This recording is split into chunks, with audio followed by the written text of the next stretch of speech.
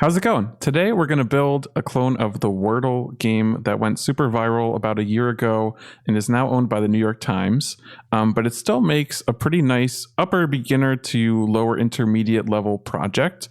So today we're going to walk through how you can build it with React. We're going to use TypeScript, of course. We'll use Tailwind for styling. We're going to write some nice CSS animations. We'll package it all together with Vite. And then at the end, we're even going to deploy it to GitHub pages absolutely for free. I think there's going to be something for you to learn here. And if there's not, you can just roast me for how bad I am at coding. If you have any questions along the way, feel free to join the Discord or just leave a comment on the video and I'll get back to you as soon as I can. Once we're done, you can expect some really sweet animations like the nice flip animation when you submit a guess. And when you get the word correct, of course, the jump animation. So stick around and you will see this and more. Okay, so let's get started. And in terms of prerequisites to follow along with this, we're just going to need npm installed on our computer. So if you don't have that installed, just take a second to install Node. And if you install like the latest version of Node, it should install npm for you automatically. And you can actually just check if you have it installed by running npm-v in your terminal. So once you have that installed, what we're going to do here is just bootstrap our new application by running npm create vite at latest. You can feel free to use yarn or pnpm if you prefer. I'm just going to use npm for today. So we're going to run that. And actually, this brings me to one thing I wanted to discuss, which is we could be using create next app for this. But I'm going to recommend we just use Vite because we know that we're building something very simple. We're building a Wordle clone. It's just going to be a one-page application. So we're not going to need any of the fancy add-ons that Next gives us. But for most projects, most sort of real projects, I would probably recommend you use Create Next App, which is actually what the new React documentation suggests. But for today, we're going to use Vite. The first thing we need to do is name our project. So let's just go ahead and name it JTC Wordle. We're going to be using React today, so scroll down to that and select that. We are going to use TypeScript, of course. Please use TypeScript. If you are not comfortable with TypeScript yet, the more you use it, the more you're going to start to wonder how you ever lived without it. So please, highly recommend use TypeScript. It's just awesome. So after that is all set, we can go ahead and cd into the new directory that got created by that script that we just ran. We can just run an npm install real quick. And the other thing that we're going to want to do is install Tailwind because we're going to be using that for styling the application. So yeah, these steps are quite simple. I just have the Tailwind website open here. So let's go ahead and run these commands. So we're going to run an npm install, this npx Tailwind CSS init. And actually, before we continue, I'm going to go ahead and open up this new directory in VS Code. So I just did that with like the code executable. So we can actually close this. Let's go ahead and move this over here. And let's open up our terminal again. Fantastic. So now we have the application open. So we're just going to continue following the Tailwind CSS steps. So we just have to replace this. Easy enough.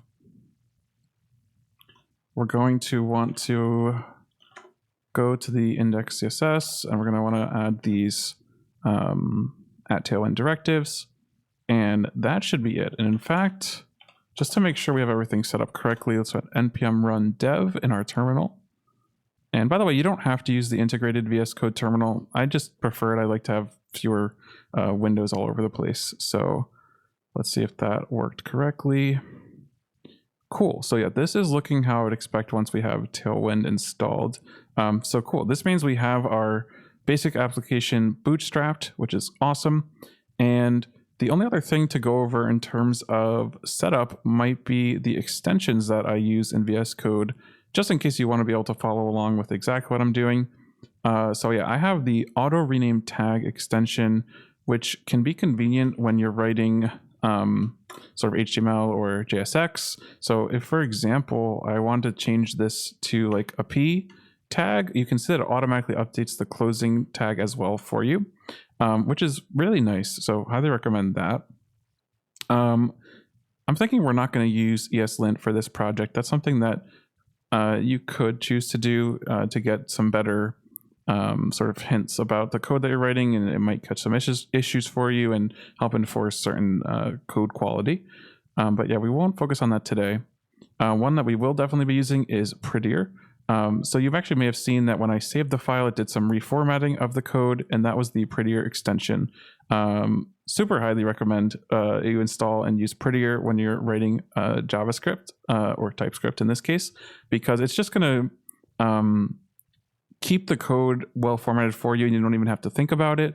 It's especially useful when you're working on a project that's shared with multiple engineers, because it just removes something from sort of the discussion that you might have across engineers, since formatting will just be defined by how Prettier does it and no one has to think about it. And it'll actually speed up the way you read and review code, because you'll start getting used to the format that it does. So you'll actually often see that when I'm writing code, I just save the file frequently and get that reformatted. Yeah, so I think, one more. The Tailwind CSS IntelliSense plugin is going to be helpful since we're using Tailwind today, as we mentioned. And what that's going to do is just help autocomplete the classes, the Tailwind classes that is for us, which is super cool. So that is it. And I will also be using the Vim emulation. So if you're wondering how I'm sort of navigating with the keyboard, that is how I'm doing that. I won't be going over sort of how I'm doing that necessarily today, but that's something that I do intend to talk about in future videos, especially if that is something that interests you. Cool. So that is it in terms of the sort of getting started for us. And what I want to do now is actually take a step back and just look at the Wordle app itself and get a sense of like what we're building here. Cool. So we have a header, which is just a pretty simple header. I'm not sure. We'll probably avoid implementing these sort of modals for now. We could consider adding that at the end, but for now we're just going to add a header with the title. Then we have this game board where we have these 6 rows, which is where the guest is going to appear as we type it in. We see that we have the keyboard functionality, so you can use your actual keyboard, or you can use the visual representation of the keyboard on the screen, which is particularly important for mobile, actually. So yeah, we're definitely going to want to implement that. And it also is nice because it has like relevance to the game. So it highlights the E in yellow to let us know that there is an E in the solution, but it's at a different location. So yeah, by the way, if you're not familiar with Wordle, I do recommend you actually just try it out real quick. It will only take you a couple seconds and you'll get the idea. It's very simple, but very fun game. And cool. So the other thing I wanted to do is actually, if we inspect the code, we can get some useful information. I thought it might be cool to show how I would do that. If this isn't interesting to you, feel free to skip ahead. But what I'm going to do is just refresh the page. And if we just filter here for Wordle, I was looking a bit earlier, we can see some of the main source code for the game. And what I want to do, I just need to think of just a random 5-letter word. Let's do smart.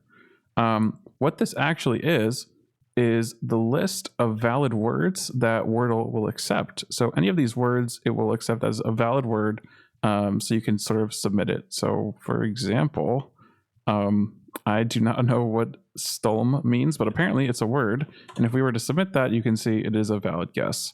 And we're going to need to implement that functionality. So what I'm going to do is just double click this and copy this. And let's go ahead and create a JSON file for it. So I'm just going to add a config / let's say like allowed words.json. I'm just going to paste that in. And I think, yeah, just removing that and then saving allowed Prettier to reformat that for us, which is very sweet.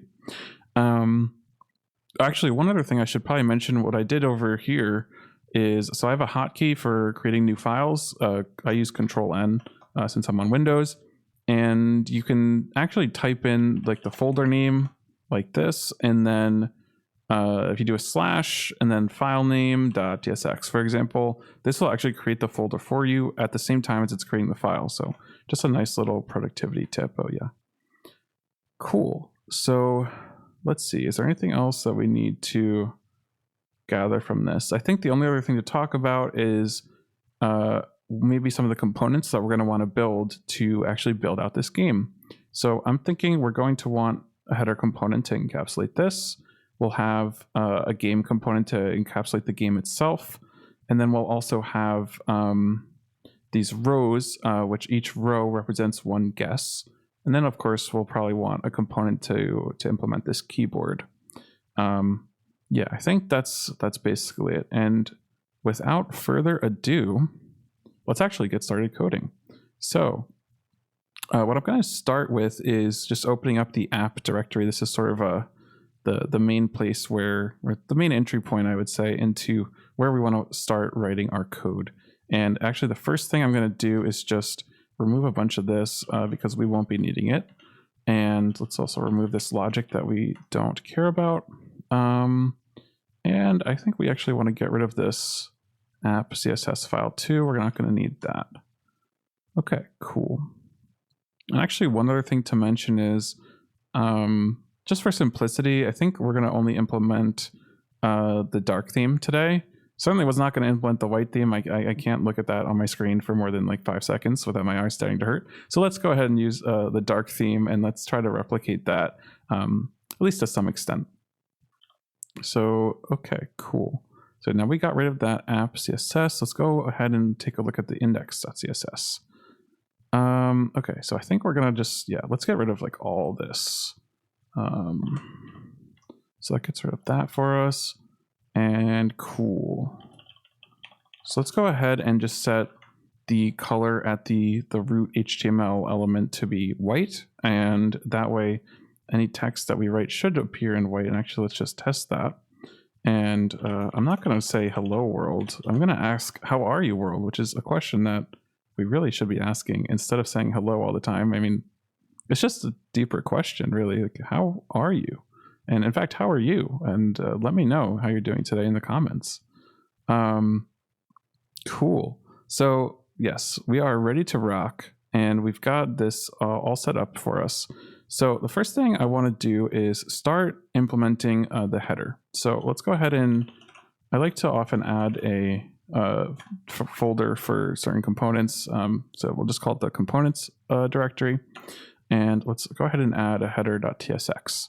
And in here, we're going to create a component. And actually, the way I did that, just in case you're not familiar with this really sweet VS Code feature, this was called a snippet. So if you configure snippets, you can have like a certain prefix that you type. And then when you hit enter, it'll actually generate this little snippet of code for you.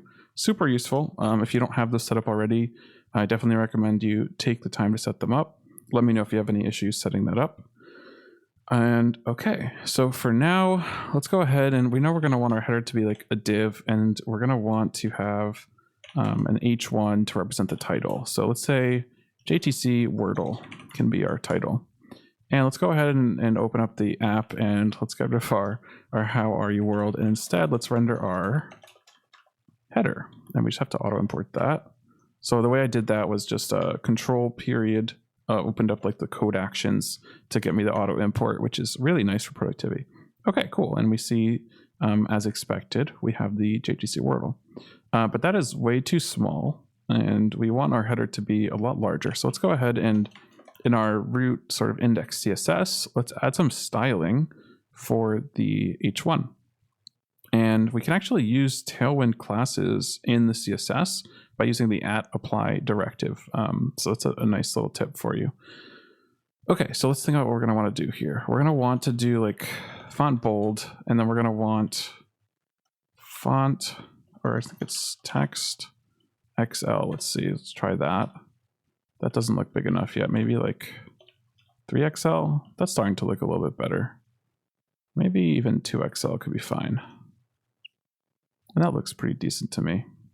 I think I'm a little bit cut off here, so let me fix that. Okay, cool. And awesome. So yeah, now we have like some basic styling. We can come back and add more styling for the other sort of text elements if we want to later, but at least our header text has some style now. I'm just jumping into the header file again. And so let's go ahead and think about how we're going to implement this sort of simple bar. One other thing that I wanted to mention is that we will be implementing responsive styles so that the app still, functions correctly and looks reasonable on a phone screen. And a cool way you can test that is if you have the, once you right click and click inspect and you're in the dev tools, if you click this little button that's to the right of the sort of inspector, you can sort of simulate different screen sizes. So if you just click this drop down, you can choose an iPad, you can choose an iPhone, and you can even choose this responsive one, which lets you just sort of play around with the size, and you can kind of do whatever you want. So yeah, I think today we'll probably focus on like the iPhone, since that's a pretty standard one, and we can toggle between like the full screen and the iPhone. So we're going to try to replicate that. Cool. So coming back to the header. So first of all, we're going to want the header to be at full width, and we're going to want to assign a certain height to it. So let's see, for the height, let's start with like maybe H10. And in fact, we can't see that yet. So one way we can do that is just doing like BG, and just setting like a background color. Okay, sorry, I know that's ugly. We are going to fix this. I'm trying to just get an idea of what height we might want to use. Maybe 14, maybe, yeah, that actually looks pretty darn close if not exact. So that'll work for the height. Next, we're going to want to center our content, and we can just use flex for that. So that should be pretty simple. So flex, and then we're going to do justify center and item center to totally center our content. And let's get rid of this awful background color. Okay, cool. So yeah, one thing, if you're not comfortable with using Flexbox, I highly recommend you start just using it as much as possible when applicable, and you'll find that it just simplifies the implementation for various things in CSS. There's a cheat sheet that I can link in the description, and it's just kind of a game changer for writing CSS. Like it's no longer hard to center a div, guys. Just trust me. Cool. So let's go ahead and also add a border bottom to this. So we're going to do border B. Then we're going to do border. Let's do like a gray, maybe a gray 600. That looks pretty reasonable. And now that I'm seeing it, I kind of want.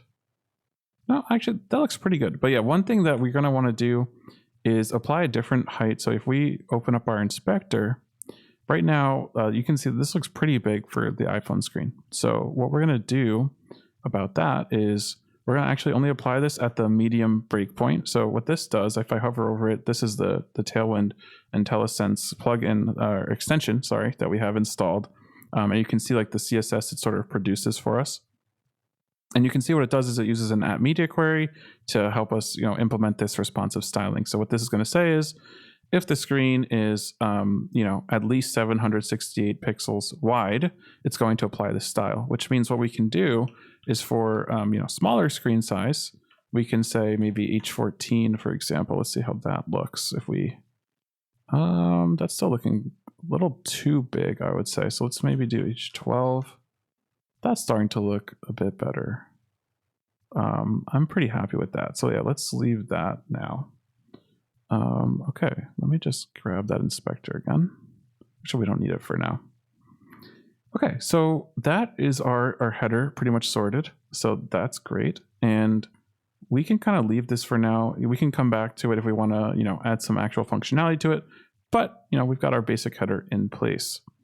And the next thing that we're going to want to do is add a game component to sort of encapsulate the rest of the game besides the header. And let's just say like game here, and let's integrate it into our app. So we're going to need to auto import that, and cool.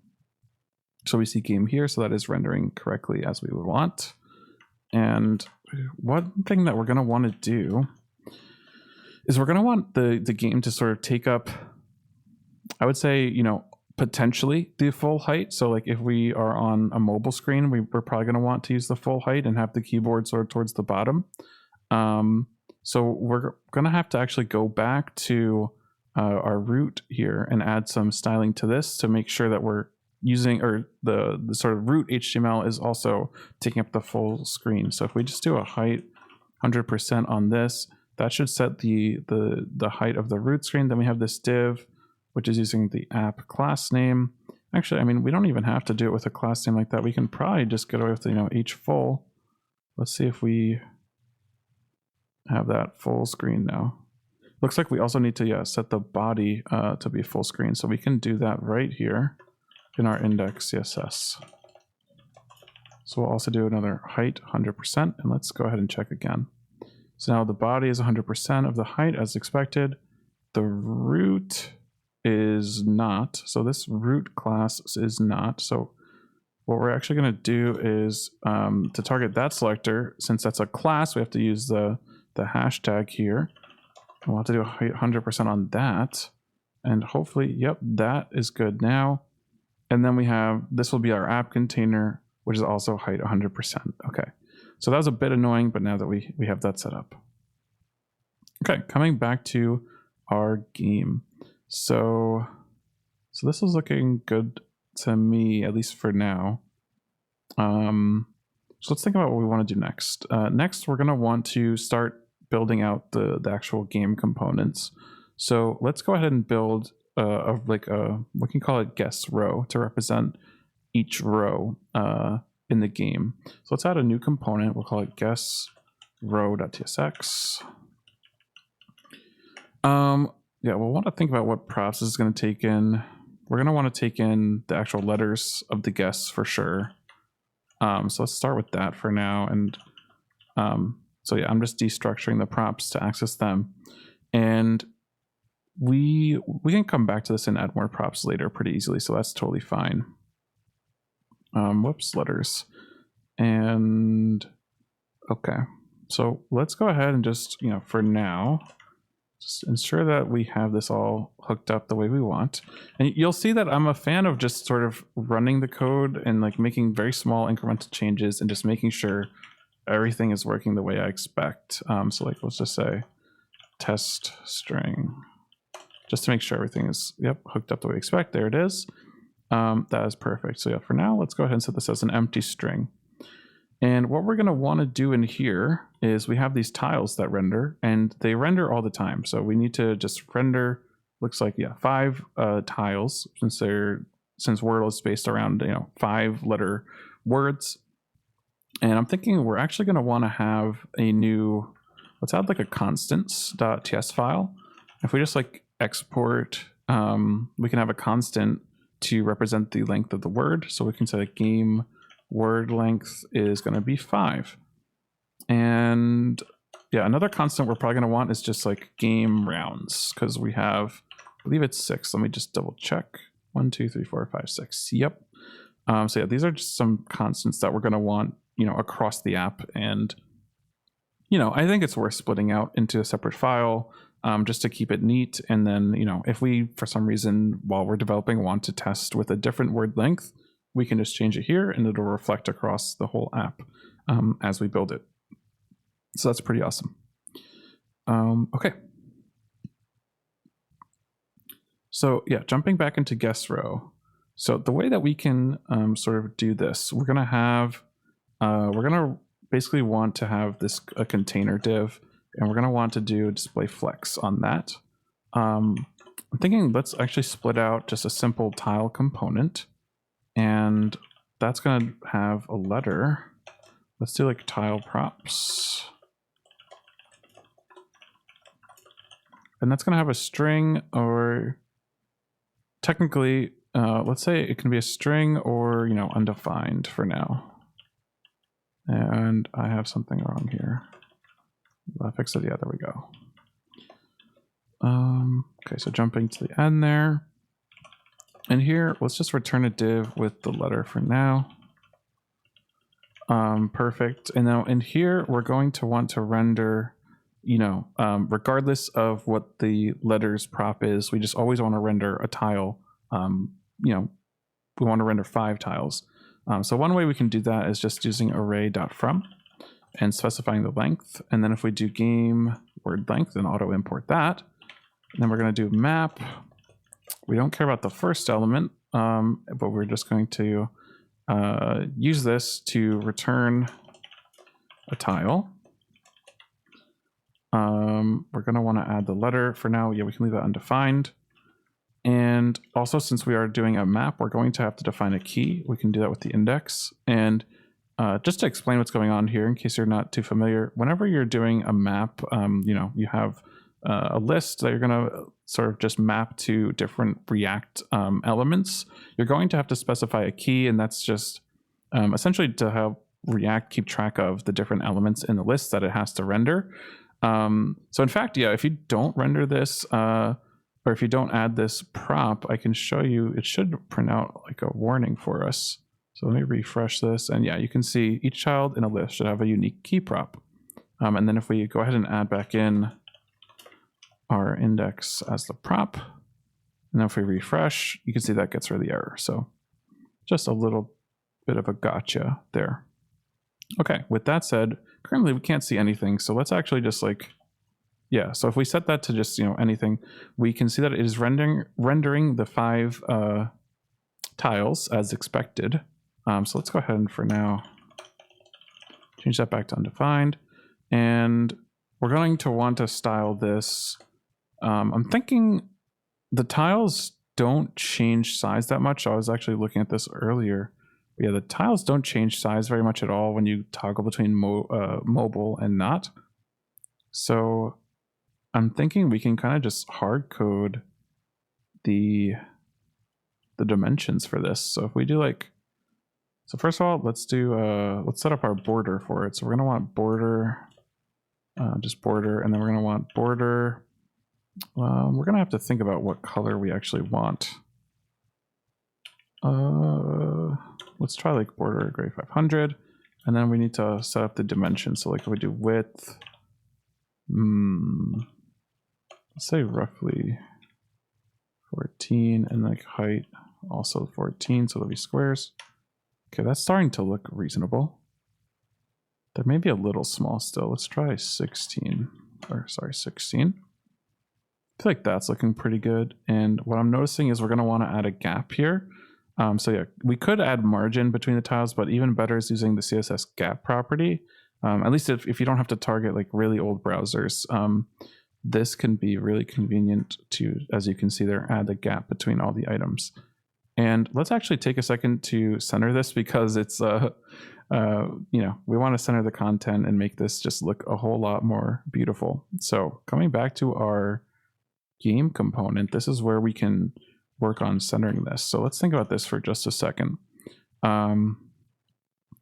So what we're going to want, right, is one div to sort of contain all the content.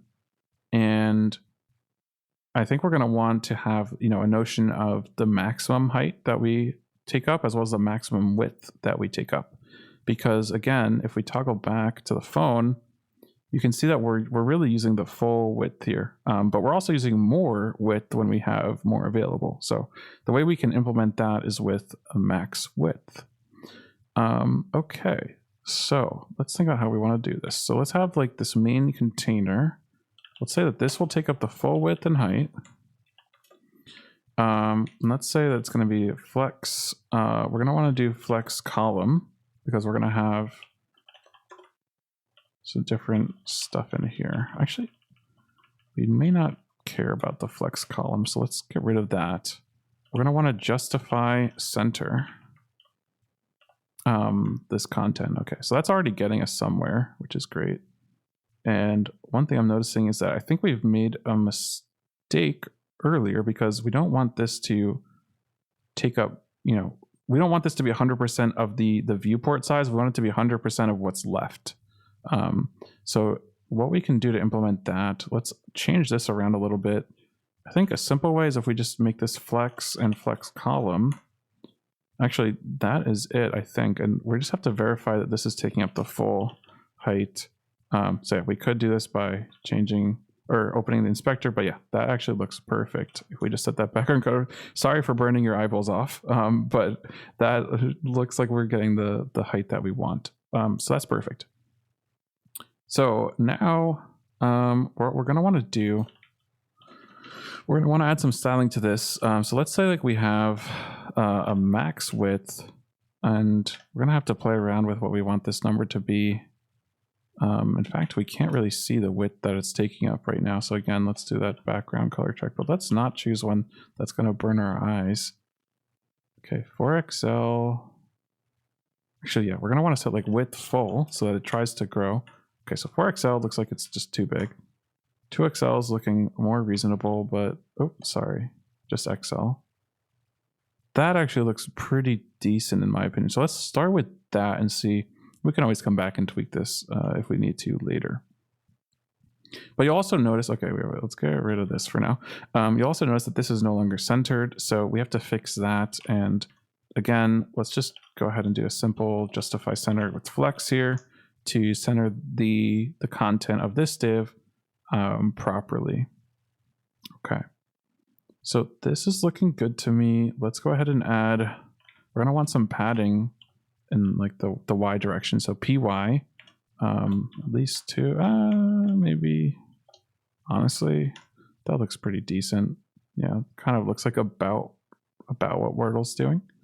And so that looks good. Let's actually, so what we're gonna do, you know, we will do this differently later. Okay, so yeah, I set this to flex, but I forgot to do flex column for this. And oh boy, looks like we have an issue here. Oh, okay. So since I just changed it to flex column, we don't want to do justify center. Now we want to do item center because we want to center it along the x-axis. And so if we use item center, that's going to do, you know, sort of the what's it called? The 90-degree axis, not the one that is the way that we're rendering items, but the one that is, I guess, I don't know if it's orthogonal. I don't know what the word is. Something like that. Anyway, okay, so this is looking pretty decent.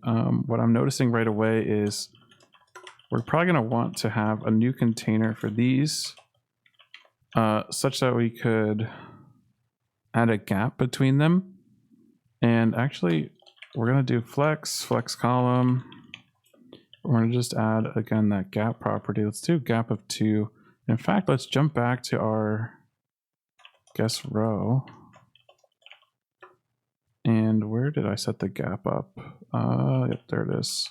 So gap of 2, and that is looking pretty sweet.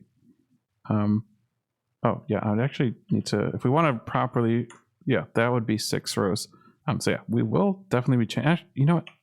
In fact, let's just do it right now. So let's do array.from, just like we did before. We're gonna want, for every round, we're gonna do another map. Again, we don't care about the first item, we care about the index. And we're gonna just make a guess row. So now we can get rid of all of these. Again, we have to specify our key. And then for now, let's just do letters as an empty string. Okay, cool. So now we are rendering the game board. And the next thing that we need to deal with will be the keyboard. So let's take a second and I guess we're going to want to just actually create a new component for the keyboard. So let's go ahead and create that. And just as a placeholder for now, we'll add our keyboard if I can just type that. Auto import, and cool, there's the keyboard. And one thing that I am seeing right away, we're going to want to add spacing between the keyboard and the game. And the way I want to do that, let's see. So this is going to be like the containing thing for the game tiles and the keyboard. So what we can do is we do justify between. Cool, that's perfect. So that's moving the keyboard to the bottom, which is what we want. But I'm thinking that this is probably, we're going to want to set a max height on this. And unless I'm mistaken, so I actually have the Tailwind cheat sheet open. So I'm not super comfortable with Tailwind yet. I've used it for a little bit. I like it so far, but I'm still gaining some familiarity, if I can speak, with it. So yeah, I think we're gonna want the height to be bigger than this. So we're gonna actually have to add some custom styling. And what we can do, we can add a game.css, and I'm actually gonna open up a new terminal window here. and add the class names package. And I'll show you how we can use that in just a second. So let's go ahead and add like a game content with a max height. I don't know, I'm thinking roughly 700 pixels for now, and we'll see how that looks. Okay, so now we're gonna need to apply that. We wanna apply that to this. And if we do the class name, if we use our class names thing that we just installed, we can apply that. And actually, sorry. So let me actually correct this. So since we want to import it, or at least this is my sort of preferred convention for CSS, I like to use this sort of syntax of like game.module.css. And what that's going to allow us to do is import it like this, and then access the classes like this. And I'm a fan of that. So I'm jumping to the end here. And look at that, that did exactly what we want. So now we have like this max height set, the keyboard goes to the bottom, and let's see how we're looking on phone screens. That's actually looking pretty decent as well. Since we already have the header set up, we have this game board set up, that looks pretty reasonable. And we have the keyboard, you know, not all the way to the bottom, but pretty close to the bottom. And I think that's going to look pretty good, but we can always adjust that later if needed. Okay, cool. So this is looking pretty great. And let's go ahead and take some time to implement the keyboard. So I'm thinking like, you know, this should be relatively straightforward, but there is some trickiness to it to get this cool effect where, you know, this row takes up the full width. Then we have this row that's like staggered and doesn't take up exactly the full width, but the buttons are the same size here. Then we have like the enter button, which is bigger than the normal buttons. We also have the backspace button, which is bigger than the normal ones. So let's go ahead and see what we can do to implement that. So let's see. So what we can do is we can kind of keep a representation of the rows. And the first row is pretty simple. I'm just going to follow along my keyboard here, which I feel like I made a typo. Okay. The second row for now, let's go ahead and just add all the letters. And then the last row, actually, I'm thinking we're going to want this to be a list. So let's go ahead and like split these. And yeah, if you're not familiar, what I'm doing here is just I'm splitting this into an array of sort of one character by one character. So like what it's going to look like just to show would be like Q, W, etc. Okay, so that looks good. And then in this case, we're going to want to like render enter as its own button. So let's do that. In fact, let's just write it like this. Then we need to actually get all these letters. Let's do a split. And this is going to be an array, so we actually have to spread that. And then finally, we're going to have backspace. And so there is a reason I'm kind of thinking ahead on why I'm using enter and backspace. That's because when we set up the keyboard listeners and we actually click enter on the keyboard, this I believe is what it's going to send us as like the key code. And I think backspace as well would look just like this. And when we're actually sort of implementing the keys for the keyboard, we can sort of special case these if we want to. So if we want enter to render as all caps like that, we can do that in our rendering logic. But yeah, let's just set up like this for now. Okay, so yeah, I think we're gonna want a key component, and let's just set up like key props. Key props. We're gonna have the key. I guess we can call it a key. And our keyboard is definitely gonna need. In fact, let me move this down. Our keyboard, we're gonna need like an on key press so that we can like hook into our game logic. So let's set that up. And just gonna destructure that so we have easy access to it. And then we're gonna need the on key press here as well. So I'm kind of assuming you have some familiarity with TypeScript and sort of defining these types. If you have questions about it, feel free to let me know in the comments. I'd be happy to explain. But I'm, again, kind of assuming this is for like an upper beginner to lower intermediate level. So I'm not going to explain sort of every type that I implement here. And let's go ahead and implement the key. And we're going to want these to actually be buttons. And sort of the default case, we're going to just render the key. Let's go ahead and destructure this. I'm just a fan of destructuring the props. It's pretty convenient. Just my preferred way to do it, but feel free to do it whatever way is most comfortable to you. Let's actually go back to ours since we're not there.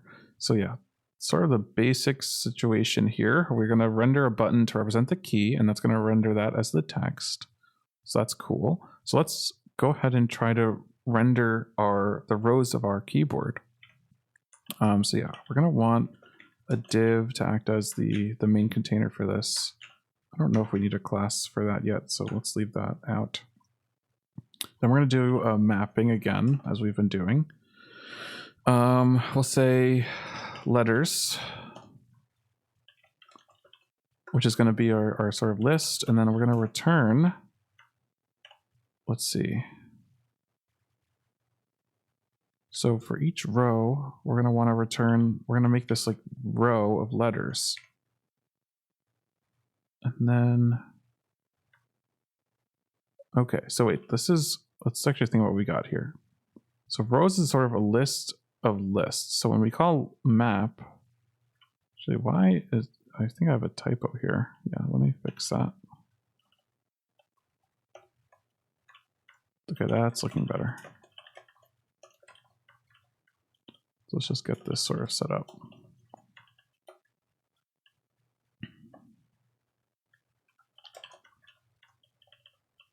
Okay, so we're going to have this letters, which is going to be a list itself.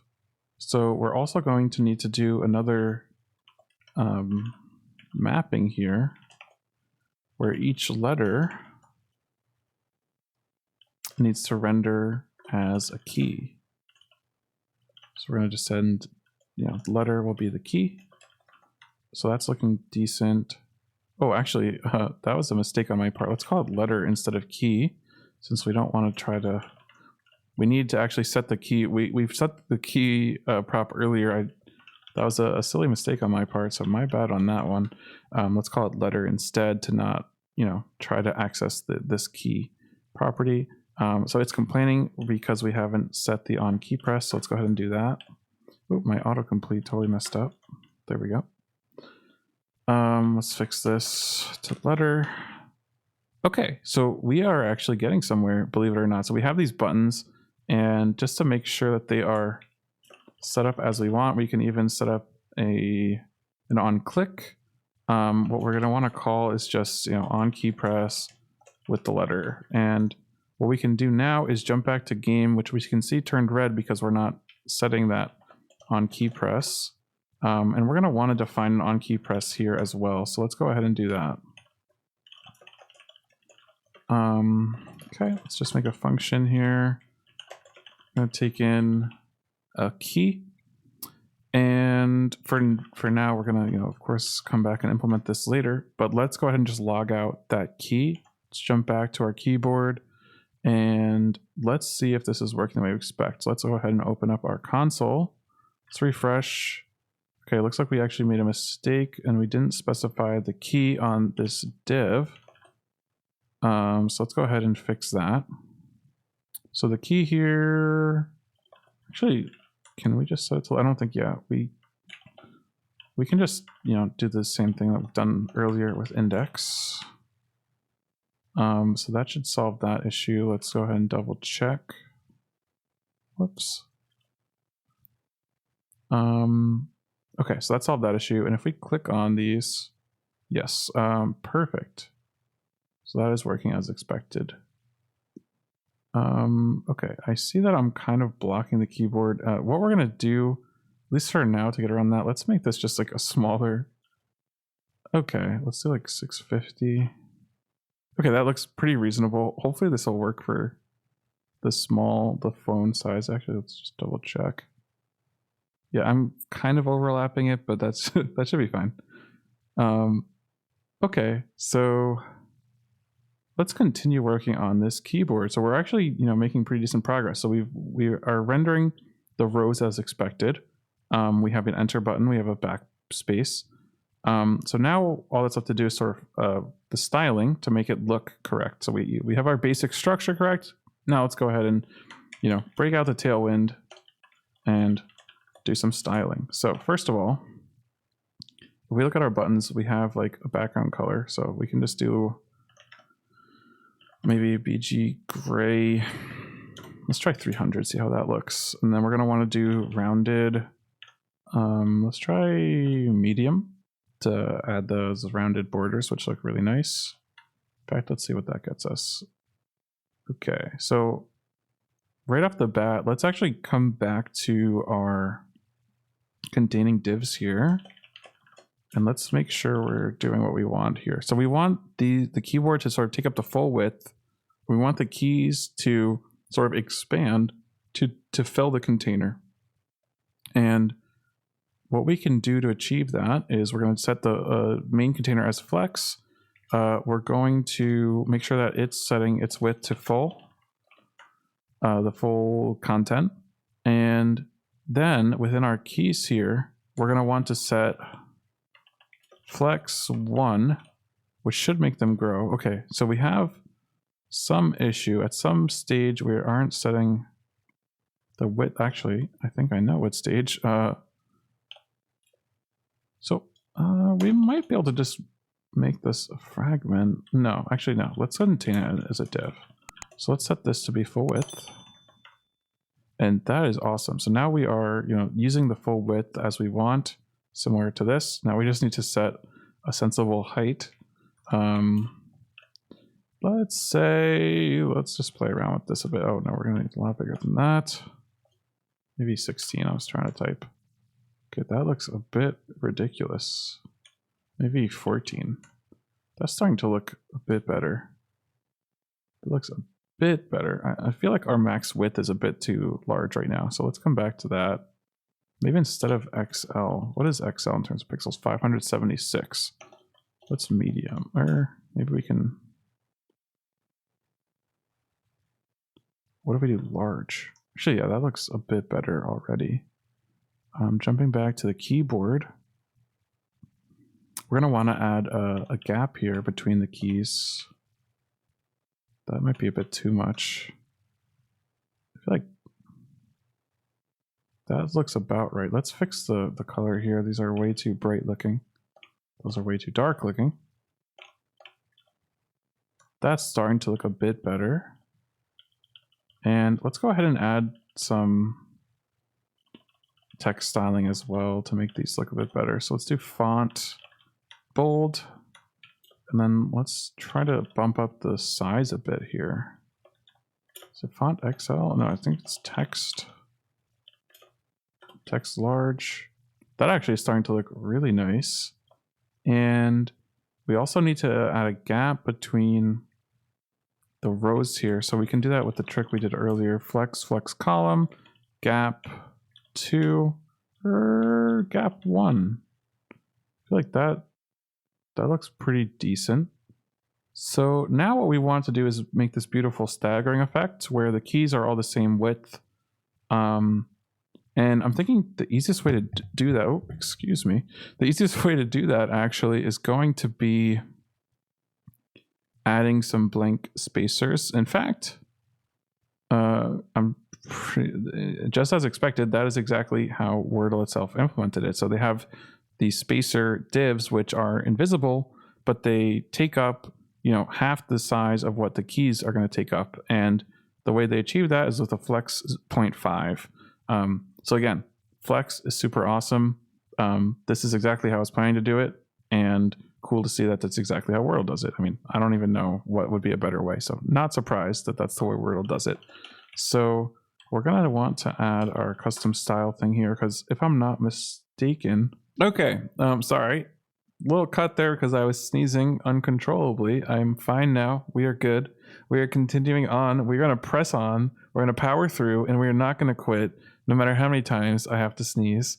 Okay, so What was I even looking for? I literally sneezed so many times I have absolutely no idea what I was about to do, and I'm not even joking. Right, work on the spacer divs. And the way that we're going to do that is with a flex. Oh, here's flex right here of 0.5, which, yeah, I don't think we can do that in Tailwind itself. So I'm going to go ahead and add like a spacer, which is just going to do flex 0.5. And then we're going to want to import that, import our CSS. Keyword.module CSS, perfect. Let's jump down to the bottom here. And what we're gonna do, let's see. I think what we want to add it to this row in particular. And you know, one easy way that we can actually do that is just adding spaces here and then sort of accounting for them in our key component implementation. So what we can do is simply say if the letter is a space, we're just going to return a div instead of a button, and we're going to use our spacer. Let me go ahead and open this up and look at that. That looks really nice already. So our keyword is looking great. I am not happy with the fact that our keyword is like right on top of the game. So let me actually move myself down just a bit here. Bear with me for a second. And I want to jump back to the game component where we just changed this. Sorry, actually this is the game CSS. Let's go ahead and go back to like 700. Ooh, not 7,000, 700. Okay, there's a little bit of overlap there, but it's actually bothering my eyes. Okay, now we have some nice padding with between the video and the keyboard, so that's looking better to me. Okay, so our keyboard is looking pretty awesome, but one thing that we want to do is use an SVG for backspace. And so yeah, I was actually thinking about earlier how I might want to do this. And just to show you how easy this is, since this is just a simple SVG, there are two ways you can get it. This one, I believe, is identical to one that you can get if you just search for Google. I think it's called Google Material Icons. I can leave a link in the description. So if you search for that, you should be able to get this exact SVG, or you can just simply come right to the code. So yeah, what I did there is just use this sort of find or select element tool, clicked on the SVG itself, and then I'm going to click copy. I'm going to copy the element, close out of this, and then we're going to come over here and we're going to say if the letter is backspace. In fact, we probably should set up like a constant for this, I'm thinking. So we can do that in just a second, but if we just return that SVG, okay, we're gonna want to get rid of the class because we don't care about that. Okay, boom. So we have that set up. And in fact, I don't think we want to do it like this because we want our styling that we have from before. So let's go ahead and just like jump down to the bottom of this, and then let's jump down to here. Let's say if the letter is backspace, we'll return, we'll return our SVG. Looks like I got something there that I didn't want to get. And then if let me see if I can do this. Sorry. And then what we want here is just, if it's not that, we just return the letter, and that should reformat perfectly. Awesome. Okay, what have we done wrong? We just have to get rid of this still, which makes perfect sense. And look at that, we have our SVG in there. And one thing that we still have to do is just center that. So a couple things we have to do. So let's do, let's set this to flex. Let's do a justify center. Let's do item center as well. And you can see, boom, there we go. So that's looking pretty sweet. But we want the escape button and the enter buttons to be a bit larger as well. So let's take a second to think how we're going to do that. So maybe instead of flex 1, what we can do is let's do some conditional logic. And whenever there's conditional logic, I tend to prefer to just use class names to sort of achieve that. So let's do, I must have messed up something here. I don't know why I'm getting this. My Vim plugin seems to be kind of crapping out a bit there. But there we go. Okay, perfect. So let's add, we're going to add the conditional logic here where it's, you know, we want to use that flex one if letter is not either, you know, enter and letter is not backspace. Whereas, you know, if it is either of those, let's set flex. Let's see, I have some kind of issue here. I am blanking out on the way I want to do this. I think I just need a comma, right? Yeah, okay. So let's add like a custom, actually, can we do that? Yeah, we have to add a custom one, okay. So let's say like large key. Let's do flex 1.5 and see how that looks. And what we're going to do is what was it? CSS.large key. I'm going to say letter is enter or letter is backspace. Let's see if that is doing what we want. Okay, awesome. So that is doing exactly what we want. They're a little larger, but honestly, that looks pretty sweet. I'm pretty happy with how this keyboard is looking. Let's just add the fill. I think it should be this simple. Yeah, if we just do a fill of white here, or we can get rid of this as well, then our SVG will be the right color. Okay, so this is looking great. You know, I'm not trying to get a perfect replica. I mean, we could easily just inspect these and sort of copy the styles and get away with that if we wanted to, but I think it's better to sort of, you know, implement it on our own and sort of see what we come up with. But yeah, this is looking really good. Our basic layout for the game is sort of all set.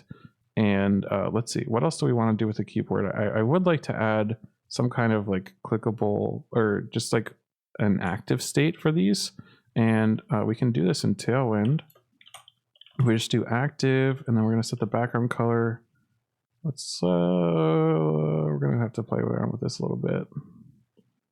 Oh, interesting. In Wordle itself, they don't even have that.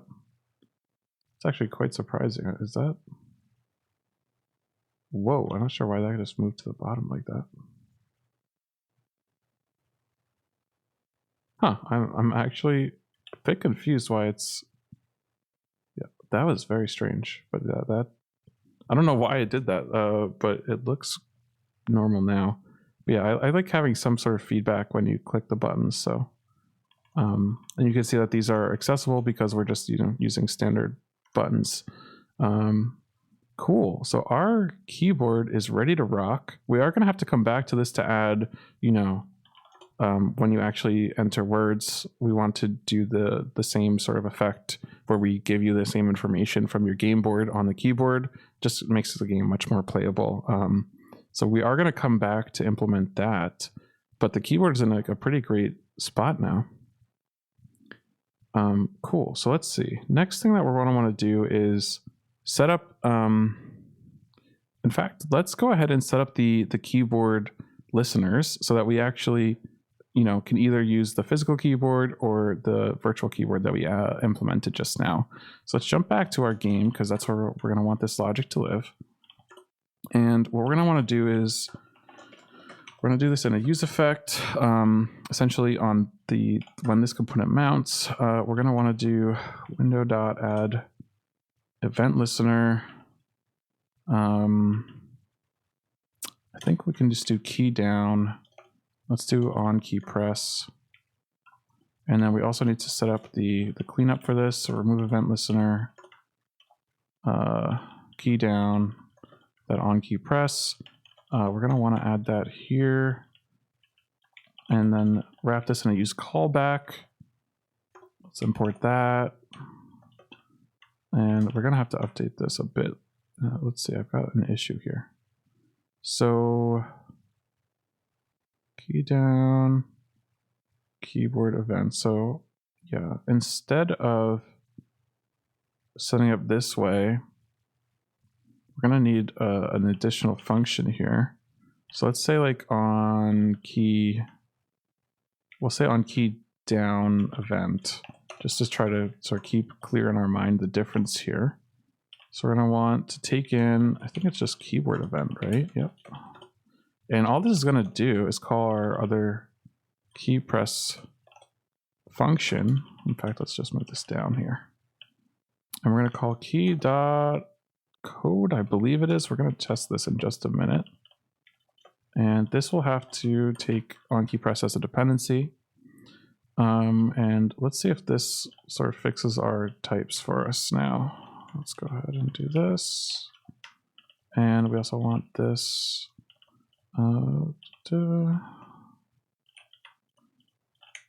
There we go.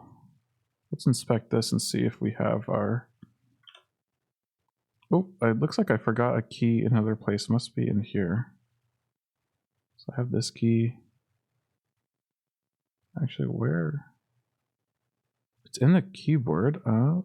Oh, I'm using letter here, and I have, okay, two that are those empty spaces that are the same.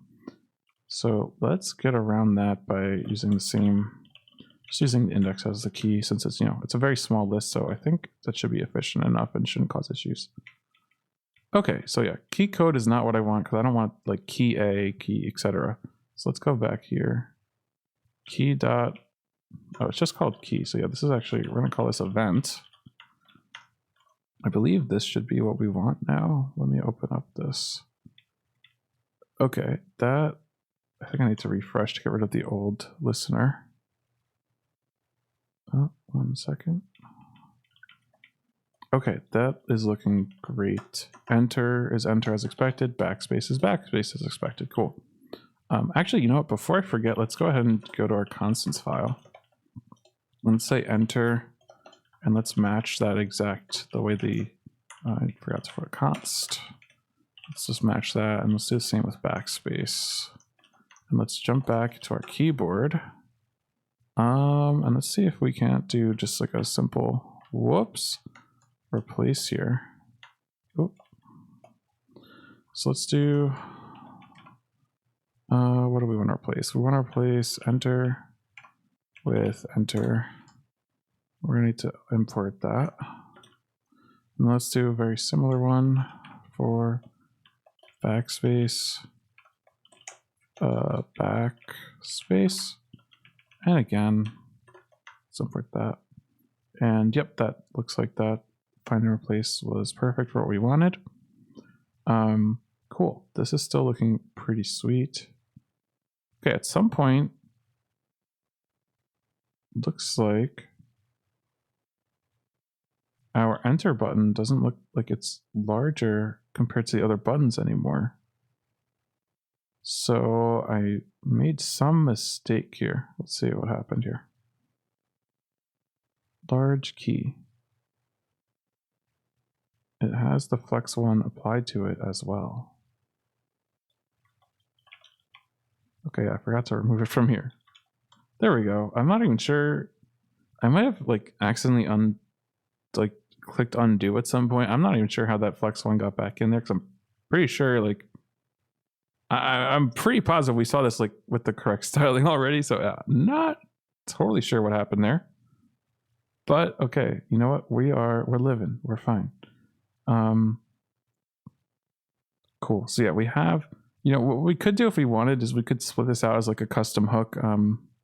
But it's pretty straightforward. So let's go ahead and keep that here. One thing I didn't mention is like, I'm generally a fan of just like splitting things into different files. Just like, that's just a habit that I've sort of gotten into, and it's just how I'm more comfortable viewing a code base is with more small files. Some people are more comfortable with longer files and prefer to keep everything sort of in one file. But I tend to err on the side of, if it can be separated into a component and it's like a separate component, I tend to create a new file for it. That's kind of a personal preference.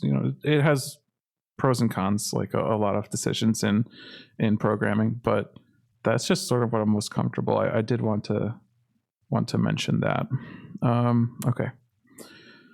So let's go ahead and So we've got our keyboard listener set up.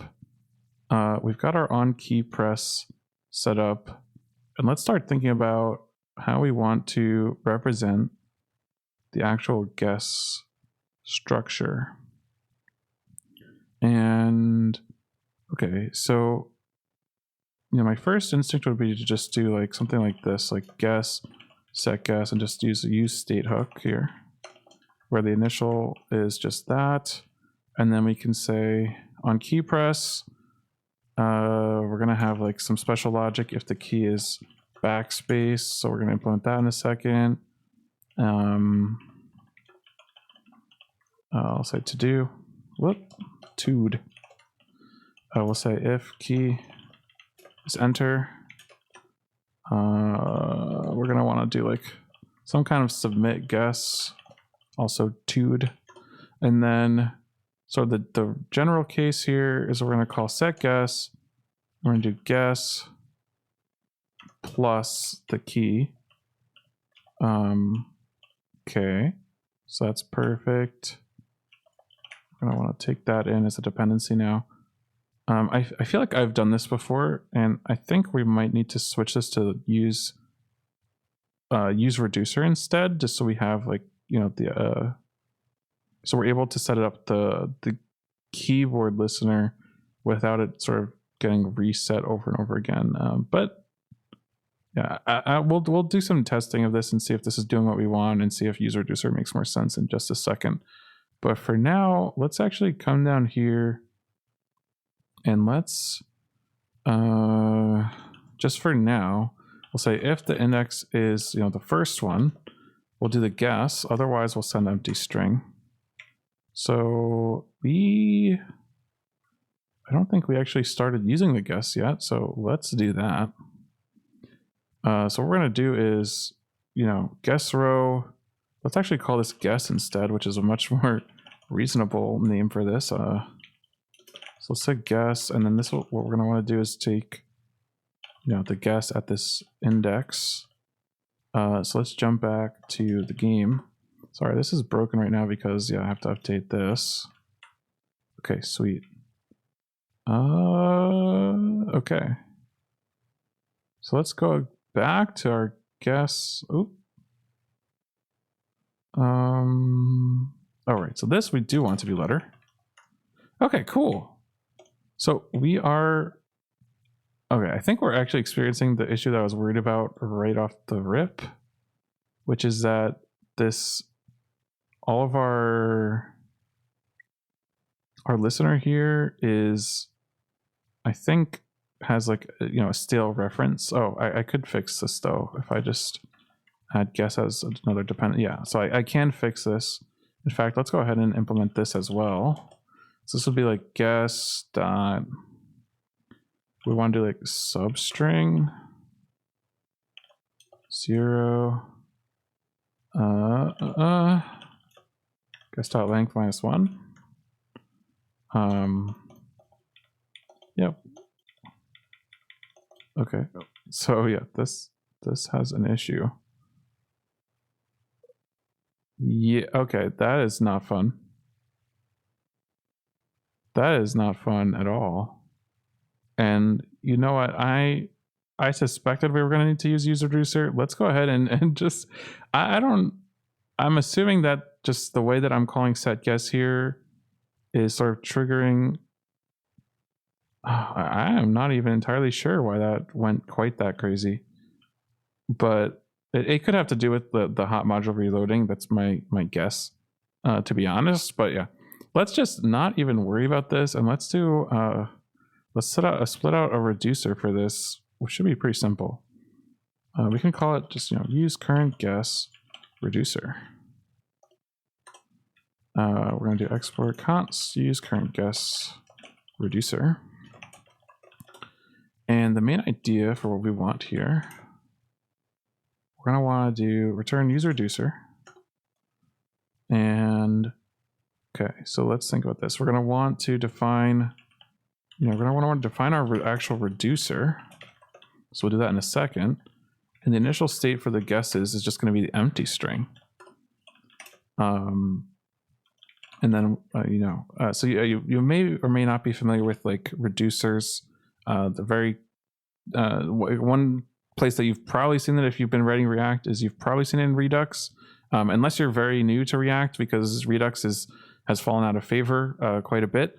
But yeah, you may be familiar with reducers regardless. But the idea here is we're gonna write a function that takes in a state and an action, and then just returns the next state based on the action. And you'll see what that looks like in just a second here.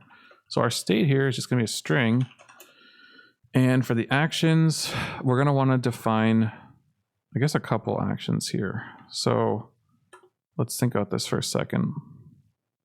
We're gonna wanna have an action for adding a character. We're gonna wanna have an action for removing a character with backspace. And then we're gonna also wanna have an action for clearing out the guess entirely.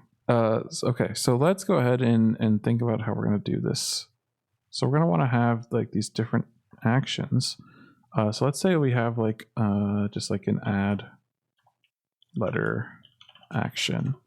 Well, the type of the action will just be like add, and it'll take a letter. It's a string. We'll also have like a delete, or we can just call it backspace action. And for that one, the type will just be backspace. And then we'll also have a clear action. So what I'm thinking here, I have a type, oh, right. And here, this will basically be just like the actions that our reducer can support will be these three actions. And the way we can represent this in TypeScript is with this like type union here. And then we can say that our action is going to be one of these actions. And the idea here is that now we can sort of, I can't remember the technical term for it, but we can basically say, if the action type is add, then we're going to handle it one way. And then if the action type is backspace, then we'll do our logic to remove the last character. And the last one is clear. And so yeah, it's just good practice to always at least return the initial state in case, an action that we don't recognize is passed in, even though, since we're using TypeScript, we would know right away if that happens. But yeah, this is just a good practice, so we'll stick with that. So for clear, we're just going to return empty string, so that one's simple. For this, we're going to return state plus action.key or action.letter, sorry. But we're going to have a limit. So we're going to actually say if state.length is equal to our game word length, then we're just going to return state immediately because we don't want to add, infinitely here. And for backspace, we can just do, if state.length is 0. Let's see. If state.length is 0, what we can do? We can actually just do if state.length just to reduce like the nesting here. If state.length is not 0, then we're going to return state.substring 0, and we're going to want to return state.length -1. I think this should work correctly. And if I've done this all correctly, we've set up our current guess reducer. Let's go ahead and test this out. So what we're going to have now is what's going to look like something like this. We're going to have like the current guess. We'll call it current guess instead. And we're going to get the dispatch. I'm going to use current guess reducer. Cool. So yeah, we don't have to do any of this anymore. We do actually have to do if key equals enter, then we do have to do that. So my bad. Submit toed. Let's just do toed. But otherwise, we're going to dispatch. Oh, I don't know why I wasn't thinking. We actually still need all of this. So let's do a dispatch backspace. Whoop. Sorry, we need to make this an object, action, I can type backspace. That should work, right? Or type. And then here, oh, not there. Here, we're going to dispatch type, add, and letter will be the key. Okay, now, if we've done that all correctly, we have a complaint here. Sorry, that should be current guess. Let's refresh. Let's go to refresh here. Let's open up our console, which I seem to have lost. Not sure what's going on here. Yeah, at some point, I should have quit this because of that infinite loop that we had earlier. Okay, there we go. Okay, so we have no errors printing out. Now it looks like we can... Oop, that is not expected for backspace. So yeah, the substring logic I wrote is not working correctly. Returns the substring at the specified location. Oh, wait a second. What? It's trying to type in backspace. Oh, and that's because I'm a noob and I forgot to, add this return statement. So yeah, it's funny that you just saw me run into an issue with this because I'm actually a big fan of this pattern. Basically, one time a coworker of mine suggested, to reduce the nesting, try writing it as like, top level if statements with returns. It was sort of a similar case to this where we have, if certain condition, we have certain logic, if another condition, certain logic. But I was sort of nesting it in a bunch of places, which made it hard to read. But that was just how I'd always done it. So my coworker left this comment saying, what if you just do like if this condition, do your logic and then return, and then if this other condition, do your logic and return. So this is a pattern that I'm really a fan of, but you do have to be careful and you can't forget that return or else things will break. But yeah, I can't remember. There is a technical name for this pattern. If you actually happen to know it, feel free to leave in the comments. But yeah, it's quite useful. Highly recommend it. I think it just makes your code a lot more readable in general. Cool. So let's refresh. Hopefully that should fix our issue. And yes, it does. So now we have, this working functionality where we can type in the guess. But that looks absolutely hideous. And I'm sorry for exposing your eyes to that. I'm sorry. Like that was honestly unacceptable. So let's do something about that. Let's do something about that right now, because any second that you see that is just starting to get embarrassing for me. So let's do a flex here. Let's do justify center, item center. We've done this several times today. So again, to center our content. So that is already like, I'm less embarrassed, still a little embarrassed, but much less embarrassed. So let's go ahead and set the maybe XL. Honestly, that's not big enough. 3XL. And let's do uppercase. Okay, that's looking pretty nice. And now I have zero embarrassment.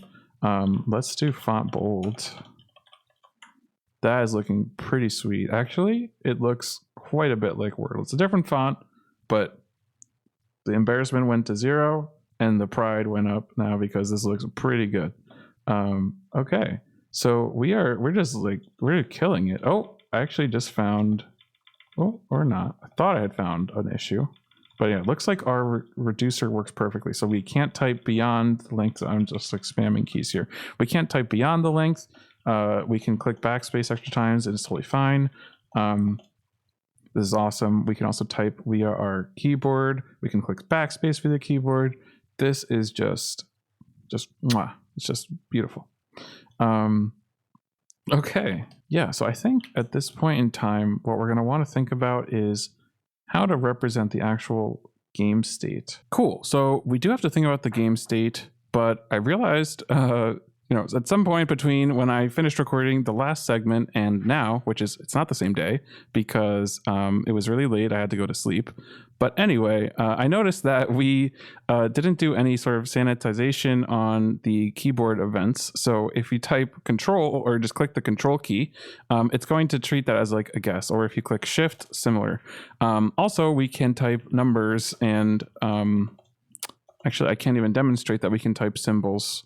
right now. But yeah, well, long story short, we need to address this. And there's a couple places where we could think about addressing this. One would be in the reducer, use current guest reducer itself. The other would be the place where we set up the keyboard events, which to me feels slightly more semantically appropriate. Not a huge difference either way, but it just, to me, this feels like the more appropriate place. So I'm going to put it here. Feel free to put it in either place, though. Either place should work fine. And so the way I was thinking about how we can solve this is, first of all, if the key is not a length 1 at this point, because we've already handled the 2 special cases of backspace and enter. If it's not a length 1 at this point, then we don't want to consider it. So let's go ahead and just bail out of this function with a return. And the other case is we want to handle, actually, just to demonstrate what this does. So now, actually, I do have to refresh because I guess there's an issue with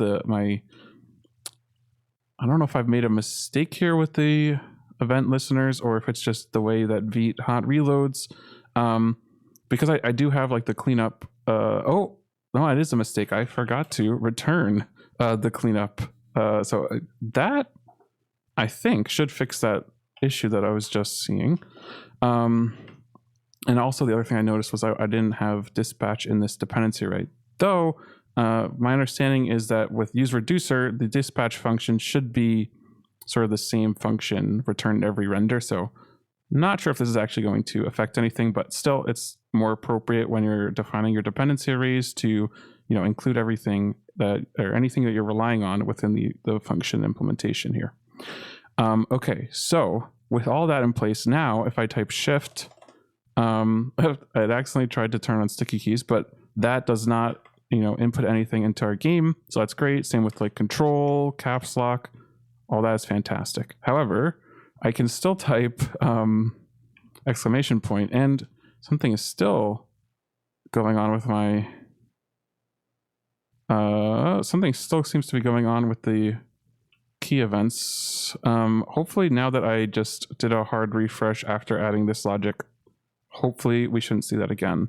But anyway, you can still type symbols, you can still type numbers. And one way that we can address this is with a regex, but yeah, I think it's probably the best way in this case. There's other ways that we could do it. But what we want to do is say, if we have this regex to match either a lowercase or an uppercase letter, and we can use the test function, then we want to return if we don't match this. And if I've done everything right, then yes, it looks like now we can only type letters, which is perfect. Yeah, I'm not super comfortable with regexes. So honestly, one way you could do this, you could ask ChatGPT. You can use there's sort of websites where you can, it's like a regex playground where you can sort of just type the regex and it'll show you what it's matching. So yeah, I don't know how it's, it's a useful skill to be good at using regexes, but they also don't come up super often. So, don't be afraid to just use the appropriate tools to help build them when they're necessary. Okay, so another thing that I was thinking we might want to do is, because now we're getting into the place where we want to actually implement the game and be able to type guesses, and then we need to compare the guess to the solution. So one other thing we can do is just always assume that all of our letters are going to be uppercase. So even if we input lowercase letters, we'll just convert them to uppercase at this point. So that way, what we can do now, since we had added, whoops, it's in the guess row, in tile, we were converting that to uppercase. We shouldn't need to do that anymore. So yeah, now, I'm not holding shift, but it is still going to keep everything uppercase for us, which is awesome. Okay, so now let's go ahead and open up our game component, and let's think about how we're going to represent the game state. So the game state is essentially, we have a list of guesses, And that every time the user submits a new guess, we're going to add to that list. So initially, our list of guesses is empty. And, my first thought of how we can actually store this is just with a simple guesses, set guesses, use state hook. And we're going to, let's auto import that. And the state is going to just represent an array of strings for now, at least, to represent the guesses. And what we're going to want to do is, so if the key is enter, assuming that the word is of the appropriate length and also is a valid word, that's when we can update the guesses. So let's see. So if key is enter, first we can say if current guess dot length, is not 5, and we can come back to this and show a toast. In actual the Wordle, I think it shakes the letters. Actually, let's go ahead and just check if it shakes the letters. Yeah, you can see it shows not enough letters and a little toast at the top, and it shakes. So we can actually come back and implement that in just a second. And then the other case would be if, current guess, we could actually come back to this in just a second. So we have this allowed words list here, and so let's just first implement the case where, it is valid. So we're going to come back to this. But for now, we'll just say set guesses to, we're going to spread the current list of guesses and add the current guess in there as a new guess. And then the other thing that we still have to do is dispatch to our current guess reducer. We need to clear out the current guess. And that's going to be with that clear action that we defined earlier. So let's go ahead and just test this real quick. So if I hit enter, nothing's happening, which makes sense. But if I type 5 letters and hit enter, oh, actually, I forgot something that we have to do. We have to actually update these, update our guess row where we render the guess row components here to pass the appropriate guesses. So let's think about how we can do that for a second. Actually, yeah, we can probably simplify this. So if we are at the length of our guesses list, right? Because in the case where it's 0, that means we're on the first one. That means that we're going to pass the current guess. But otherwise, we're going to just access the value at that step. It looks like we have an issue. Cannot read properties of undefined, reading 0. Okay. Cannot read properties of undefined, reading.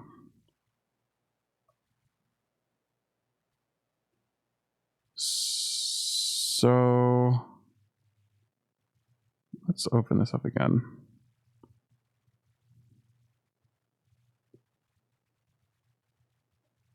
Oh, okay. So we have to, so we can either update this to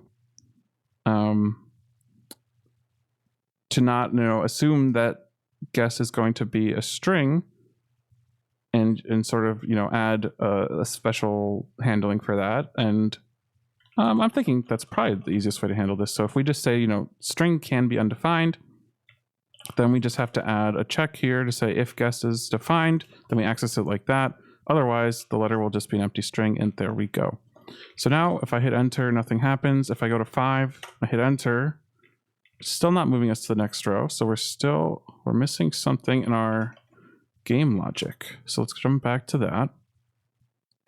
And let's just print, or let me just, let's think about this for another second. So for index 1 should be equal to guesses.length, and it should be using the current guess. But we are not sending that for the second row. So let me refresh this to clear out these errors. Okay. So it looks like this, so set guesses, maybe we're not doing this properly. Let's see here. set guesses. Just setting a console log to make sure that we're actually getting here. So I need to just open up our tab here. Okay, that's interesting. Did I set this up incorrectly? So are we not even getting...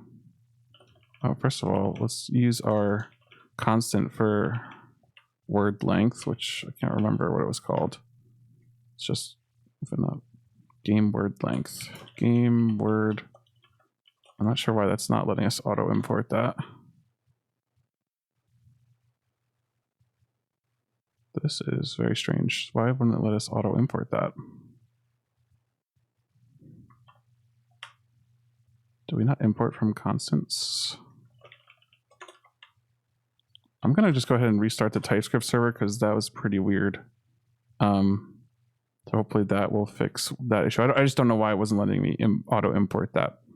But anyway, if we look at, let's see if we're, you know, actually getting here even.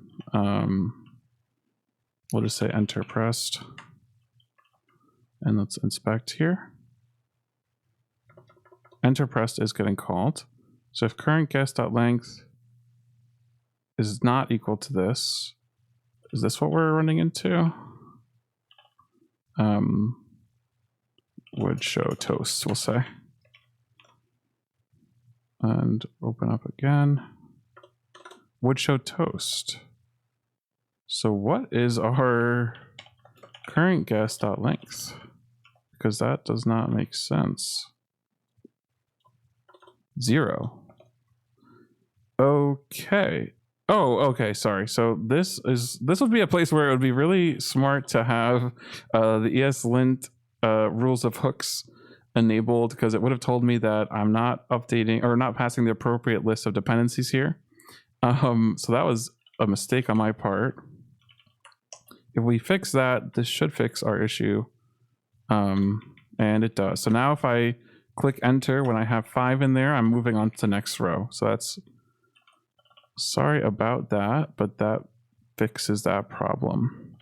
So, okay, we're going to leave that there, and let's go ahead and address the actual check to make sure that the word is valid. So in order to do that, we already have our list of valid words, so that's great. And I'm thinking let's just, you know, add a simple is valid word sort of utility function. So we want to take in a word, which is a string. And what we're going to want to do, and so I'm not sure if, like, you know, all sort of whatever you use to bootstrap it, I don't know if, you know, if you use next, this will work quite as seamlessly, but we should be able to just do import allowed words from config allowed words.json, and I believe that this should give us the allowed words. And what we can do is then put them in a set. Let's see, maybe this isn't. So let's call this allowed words set. And then all we have to do here is just return allowed word set.has word. And if we've done this correctly, we can now very simply update this to say if is valid word, our current guess, or rather if it's not, then we're going to return. And then we also need to show a toast and sort of and shake the text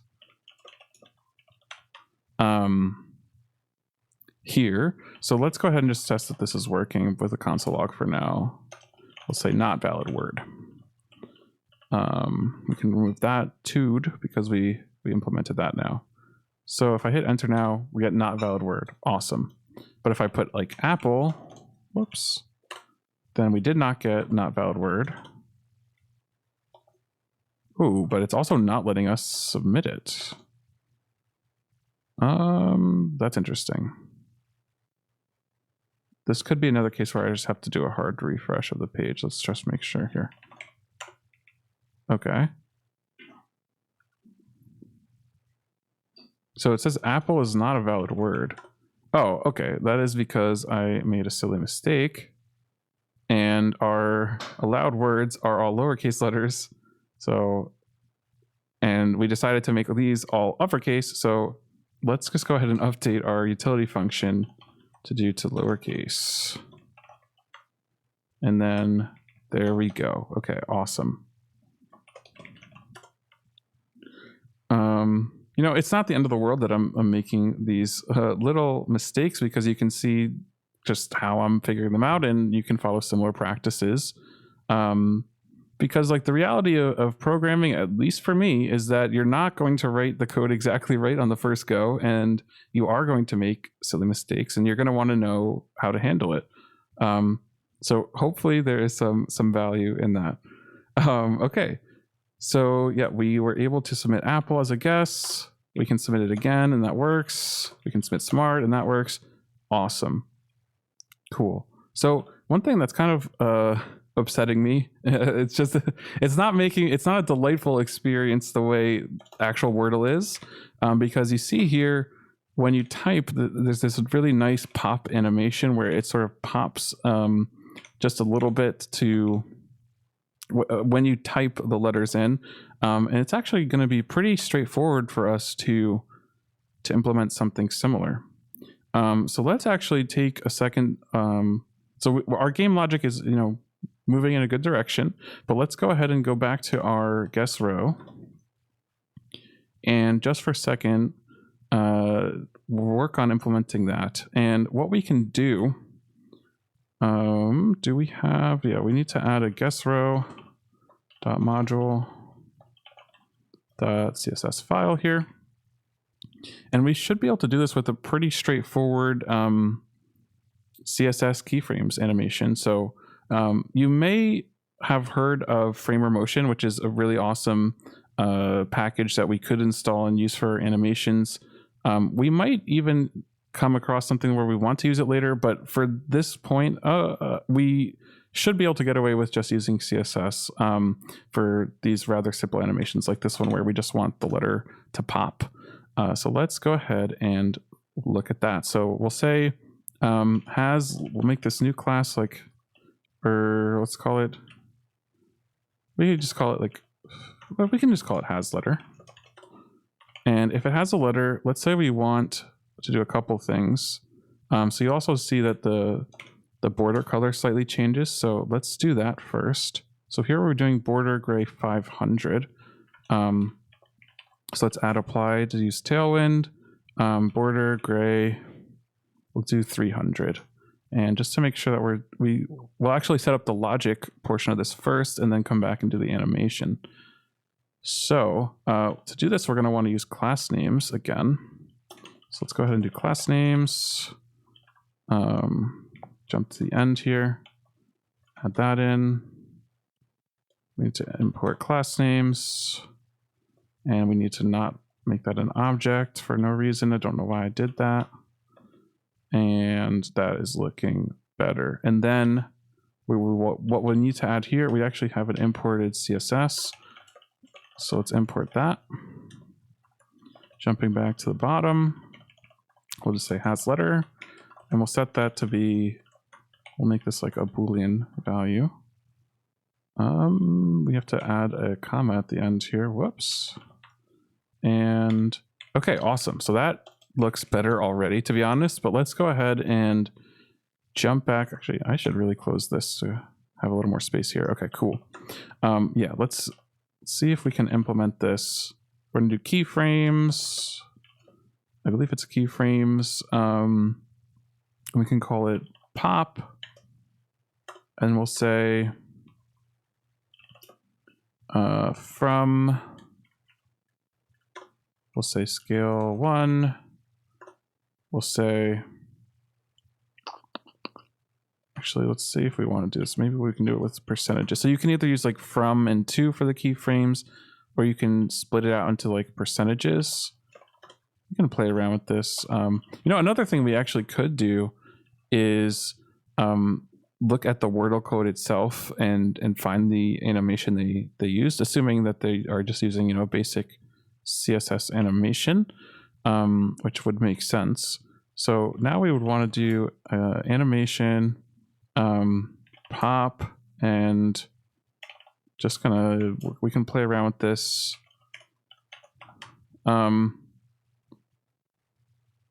Usually like to have some easing for animation, so okay, that is just much more delightful than having nothing. It is a little too long, I'm thinking. That looks pretty sweet. Maybe even a little shorter. Let's try, yeah. That looks really sweet. Okay. It's feeling more like Wordle already, just with that. I mean, you can see this is like literally, what, 10 lines of code, 15 lines of code to add this animation? And, this very simple logic here. So yeah, just in case this wasn't obvious what I was doing here, the idea here is we want to apply the hasLetter class only if the letter is actually filled in. And I'm kind of using shorthand here. Basically, what this is going to do is sort of cast it to a Boolean and then cast it, so it's going to negate it, which is going to cast it to a Boolean, and then we're going to negate it again. And what this is going to do essentially is if it's an empty string, it'll be true. And if it has any character, it's going to, if an empty string, it's going to be false, excuse me. And if there's any letter, it should be true. And that's why as soon as we type a letter for the tile, it will apply the class, which is going to apply the animation and our border. Okay, so that looks so much better already. So now let's come back to our game. And what we're going to want to do is, first of all, we need to have actually a solution to the game. Otherwise, we won't be able to implement the logic where, if we type in a word, it's going to actually give us more information so we can solve the puzzle. So in order to do that, we actually need a solution to compare it to. So there's a couple ways we could do that. We could have our game take in the solution word for the day as a prop. That seems pretty reasonable to me. Let's go ahead and do that. We'll open up our app, and for now, let's just hard code our solution. Remember, we're going to want it to be uppercase to just be consistent. For now, let's do Apple. I don't know why that's been jumping into my head every time. So we'll say Apple is our solution. So now let's destructure the props. So we actually have solution as a prop. And what we're going to have to do, so we're going to need to pass the game state to our keyboard as well as to, so the guess row is going to have the guess, which is all it needs. Although it also needs to know if that guess has been submitted, right? Because if you type Apple, we don't show right away. We only show once you submit it as a guess. So we're going to, let's go ahead and address these things that I was just saying. So first of all, keyboard needs to know the game state. So it needs to know, first of all, the solution. So there's actually a couple ways. We can either have the keyboard have some sort of mapping from letter to like what it should render as. So like, in this case, E is, not in the solution. A is in the solution, but currently where we put it, it's in a different location. Okay, so that makes sense. So how do we want to do that? For now, sort of for simplicity, just like one of the first ways that I'm thinking about, we can just pass it the solution. And we can pass it the list of guesses, which is just an array of strings. And sort of from these two properties, we can sort of derive what should be applied. So that's what we'll start. We'll implement that first, but we can always come back to that if we want to. So let's go ahead and pass those new props. Sorry, my autocomplete bugged out a bit there. The other one was our list of guesses. And what we could consider doing, because we're going to end up like wanting to pass down the solution and the guesses in a couple different places, we could consider setting up, React context for this, and just sort of store the game state there. And then, all of our child components will be able to access the context. I'm thinking, since we don't have, we're not passing it down like multiple layers of components here. We're kind of like, we don't have excessive prop drilling, as it would be known as. I think we should be okay to not implement context. But if we decide our implementation isn't looking clean in a bit, we can always come back and change that. And that would not be too difficult to do. So anyway, for our guess row, we need to take in guess, we need to take in the solution, and we also need like a notion of is submitted, which should be relatively straightforward to add. So let's go ahead and jump back to game. Okay, first of all, let's say is submitted.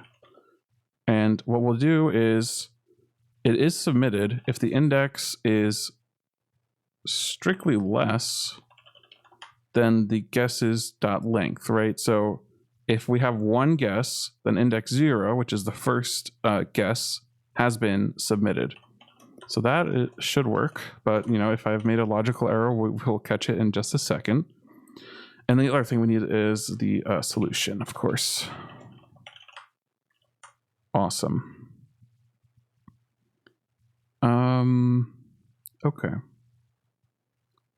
So with that in place, let's go ahead and just sort of to make sure we're doing this all correctly.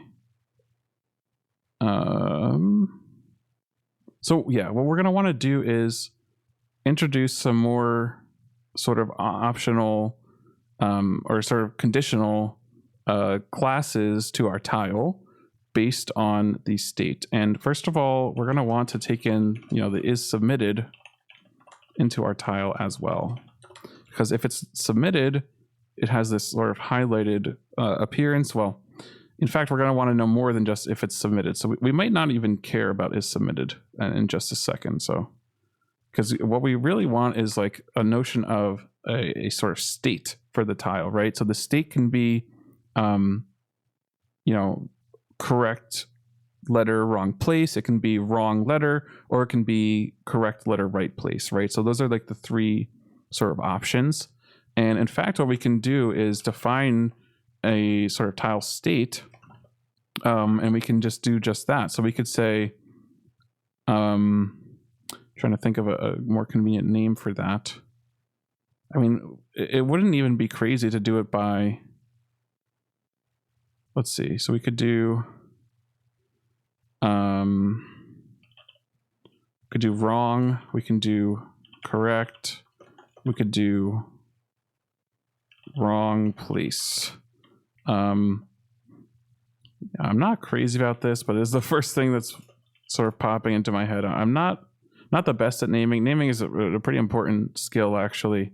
I'm not thrilled with these names, but it kind of gets the idea across that I want, right? So we have wrong, which would be like the dark gray in Wordle, correct, which would be green, and then wrong place, which would be like the dark gray filled in. Okay. So what we can do for the actual styling, let's go ahead and open up our, well, actually, the state can also be, unsubmitted. So that's what the default state will be if is submitted is false. So let's go ahead and open up our guess row CSS. And actually, yeah, there will be some, this I think will be useful. So we'll say submitted, and does the color of the letter change? No, it's just actually the background. So we don't even need just a plain submitted. We can say wrong. And then for wrong, we're going to want a background color, right? So we're going to say BG, and it's like this really dark gray. So we'll try that for wrong. And then for correct, we're going to want, a nice green color. So we can say, let's try 500. And then we have .wrong place as our last class name. And for wrong place, we want a nice yellow. Let's try 400. So let's go ahead and just, add our logic here for those classes that we just defined. So we have, so correct, we're only going to apply that if the state is correct. We have wrong. which we will only apply if the state is wrong. And we could do this with like a switch statement or something too if we wanted to. But I think once this is written out and prettified, it won't look too bad. And in fact, let's go ahead and do some testing here that make sure we've done this the way that we want to. So let's jump here and let's just test out all of these. So it's unsubmitted. Nothing should happen. That's correct. Wrong. Okay, wrong does not look great, but it did apply the class. Let's come back and fix that in just a sec. Correct. Okay. And then wrong place. Okay. That yellow looks like it's maybe a bit too bright. So yeah, we have to, let's tweak these colors. So let's come back here. Maybe 700, 600 perhaps. I feel like 700 doesn't look too bad. And we also want to make the border color that same value. And in fact, let's apply the same border, oops, for all of these. Border. But yeah, this yellow was, I think we said it was too bright. So let's try 300. So like this looks reasonable to me, especially once it has letters filled in. Let's say wrong place. Okay, that does not look reasonable to me. We need like a really dull yellow. Actually, we need maybe like it's a bit darker yellow. I feel like that looks pretty decent. Does it have like a mustard color? Maybe that was wishful thinking. Okay, I think we're gonna say that that's fine. Actually, let's open up the cheat sheet and see, do we have more colors here to take a look at?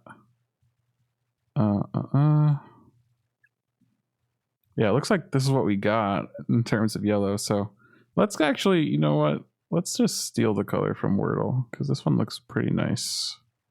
Darkened yellow, we can just grab. So yeah, all I did here again was I just did a quick right click and just kind of followed the trail down from this CSS variable to actually just grab the same color. And so we won't even use Tailwind here. We'll just say border color is that, background color is that, and let's see. Now we're looking much better. Awesome. Okay, so now, so let's go ahead and sort of default this to unsubmitted. Now what we need to do is for each tile, we need to do, let's see, let's just go ahead and destructure these, destructure the props. For each tile, we need to apply the, we actually have to, sort of do a comparison of the guess to the solution to figure out what the state should be for each tile. Okay.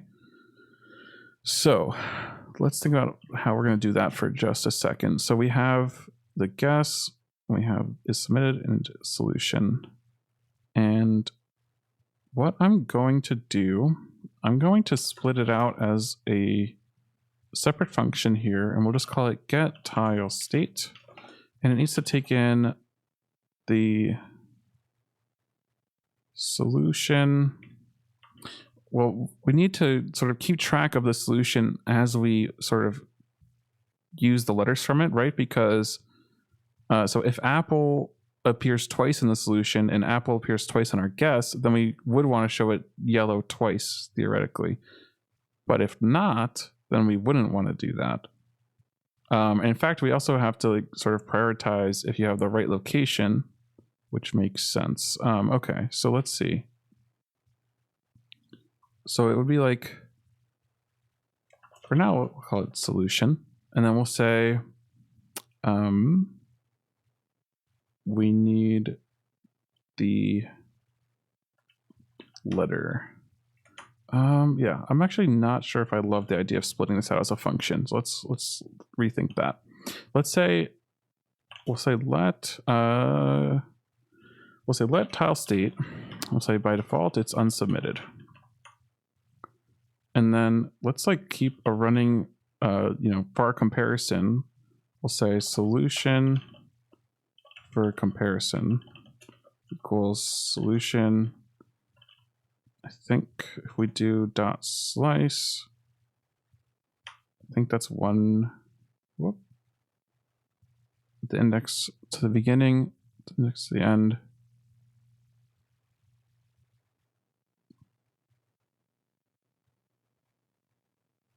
Okay, I am just like drawing a blank on if this is what I want. So let me double check. That is what I want. And I technically don't know how necessary this is. It just feels a little bit better than doing something where we modify the solution prop that we're getting passed in. Just feels like a bit cleaner of an approach. But yeah, I think it technically would work fine if we just mutate solution directly, I believe. But yeah, I'm not 100% on that one. So we'll say, okay, so again, what we have to do is we have to prioritize. Let's think about this.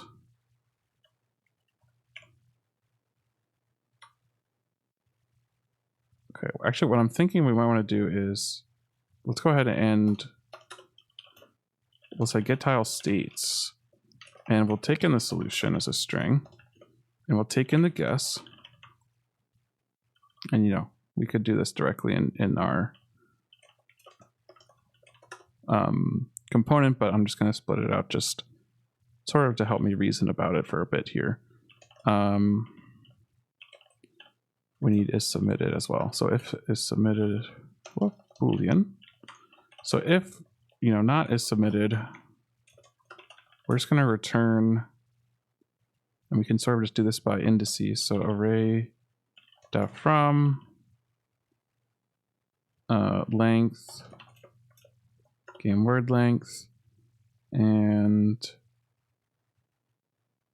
okay, it looks like one way that we can do it that should work fine is with this fill, and yeah, we're gonna want unsubmitted for all of the tiles in this case, right?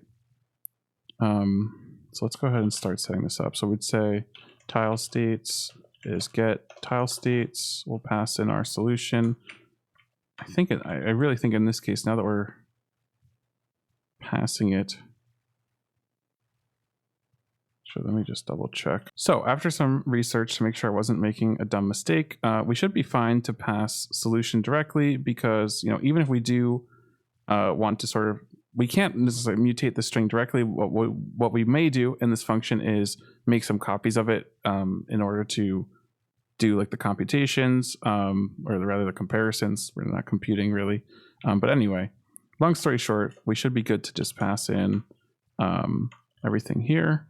So the issue here is that guess could be undefined. So if it is undefined, then we also know. So if not guess. So if it is undefined, then we also know that everything should have the unsubmitted state.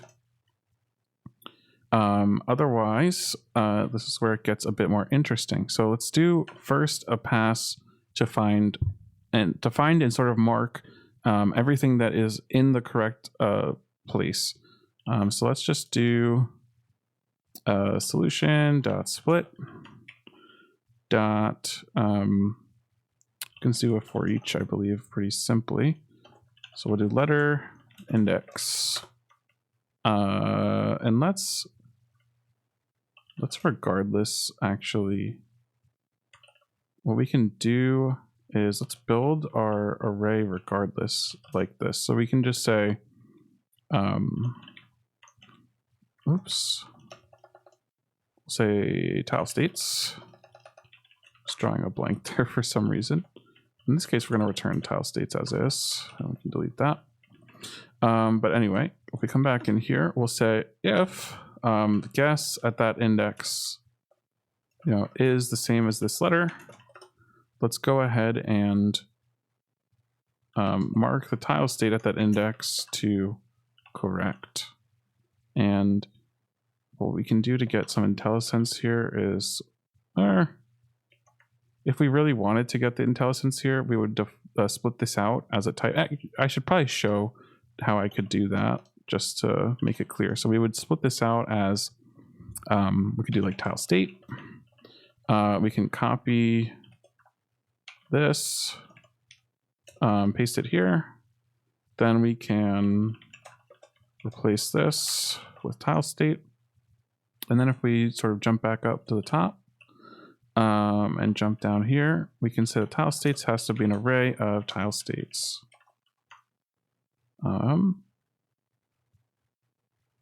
And it's complaining because, so even though I'm filling it with unsubmitted explicitly here, it's complaining because the return type from using .from is an unknown array.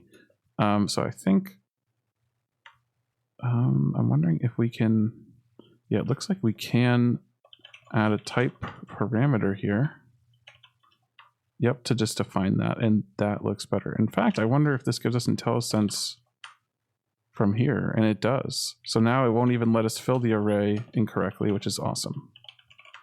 Yeah, I think that was worth showing. Now we should even have the IntelliSense here, and you can see that it does properly give us the options of actual tile states. Okay, and okay, so this makes sense. But I kind of think we want to do,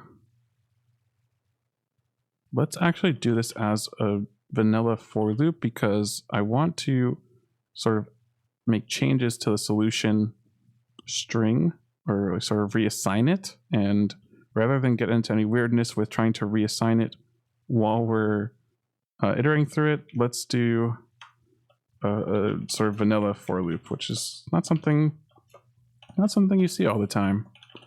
Let's say less than length, I++. So yeah, just doing a simple for loop here to iterate through the solution.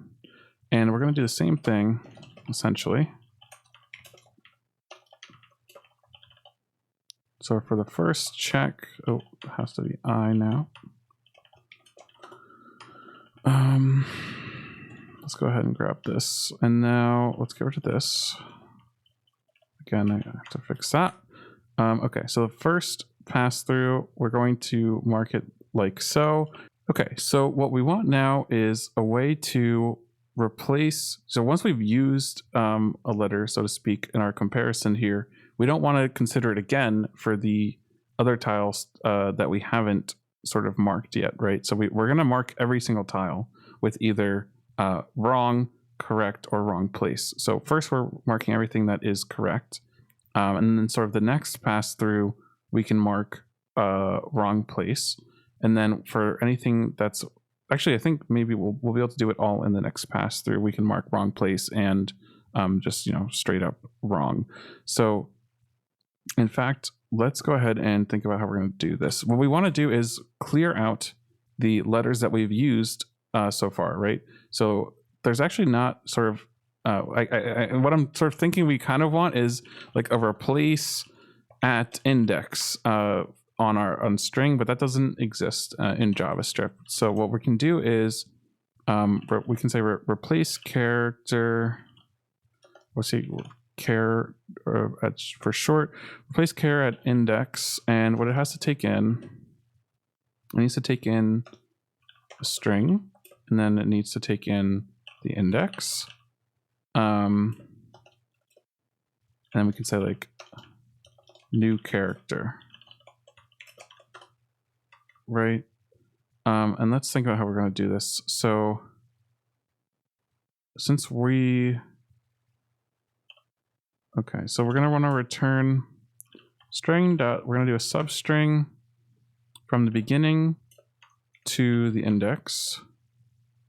So I guess to the index -1, we're going to then add in the new character, and then we're going to do another substring from the index +1 to the end of the string. Whoops, I forgot to make this an arrow function. And let's actually quickly test this out, because I have Node, I certainly recognize how likely it is that I've made a dumb mistake here. So like if we have word and we want to replace the character at 2 with like just a capital B, let's see what this prints out. WBD. So we accidentally replaced 2 things. WBRD. Okay, so we're off by 1 here, which makes sense. So this part, okay. Right, so since this is not inclusive, we don't need to do an index -1 here. So this should be correct now, right? So 0, 1, 2, we're replacing index 2. We're replacing that R with a B. Okay, so there was a silly mistake as expected, but this looks good now. So let's say, like, let's reassign solution to be replace the character index solution, the current index, and let's replace it with an empty string.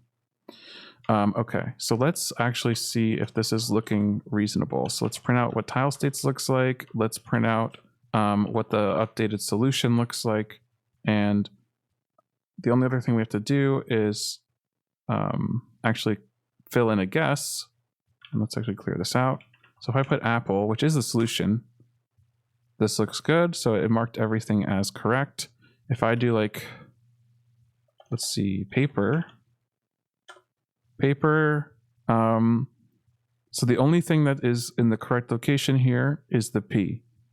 So that is correct. So unsubmitted, unsubmitted, correct, unsubmitted, unsubmitted. And you see that we have taken out these, only the P that is in the correct location. So this, for our first sort of loop through, this is making sense to me. And what we have to do now is, I don't know why I retyped this instead of yanking it, but yanking it with Vim. But anyway, let's do our second pass through. And what we want to do now is, now we know for sure that any letter still in our solution, because remember we replaced them with spaces, any letter in there is definitely not in the correct location. So what we can do is we're going to start with sort of, we're at the beginning. So if, we'll say, if the solution includes this character, then let's replace the character at the index again with a space. And we mark the tile state as wrong place.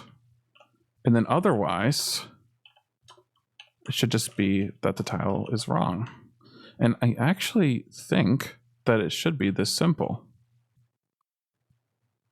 So let's go ahead and test it out. So Apple should work. Oh, right. So we don't want to.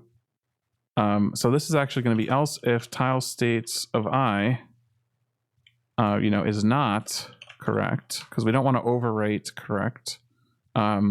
Or in fact, what we can do to make this, this is a little bit ugly. So let's clean this up just a little bit. If we've already filled it in with correct, then let's just continue. And then that way we should be able to clean up this bit again. And let's go ahead and refresh. Let's open up our inspector. Let's try Apple. Correct, correct, correct, correct. Looks good. Let's try paper. We got wrong place, wrong, correct, wrong place, wrong. And that is looking awesome. Okay, so we will find out, in short order if we've made a mistake here when we start actually testing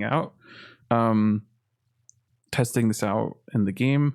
But now what we can do is we can make this, we can actually pass this down correctly, like so. Tile states.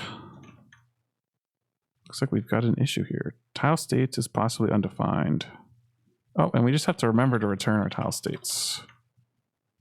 And okay, awesome. So now let's try putting a guess in, and boom, just like that, we have something that is looking really good. So now we have paper, which again, let's just double check against the solution. We do have a mistake. So A should be appearing as right letter, wrong location, but it's not. So that's interesting. Okay, so we have an issue to check out here. So let's read through this slowly and see what we're doing wrong. Or actually, what we can even do is just do some console logging. If solution, or let's just log the solution out. Let's log the guess at the current location out. And let's see what we got.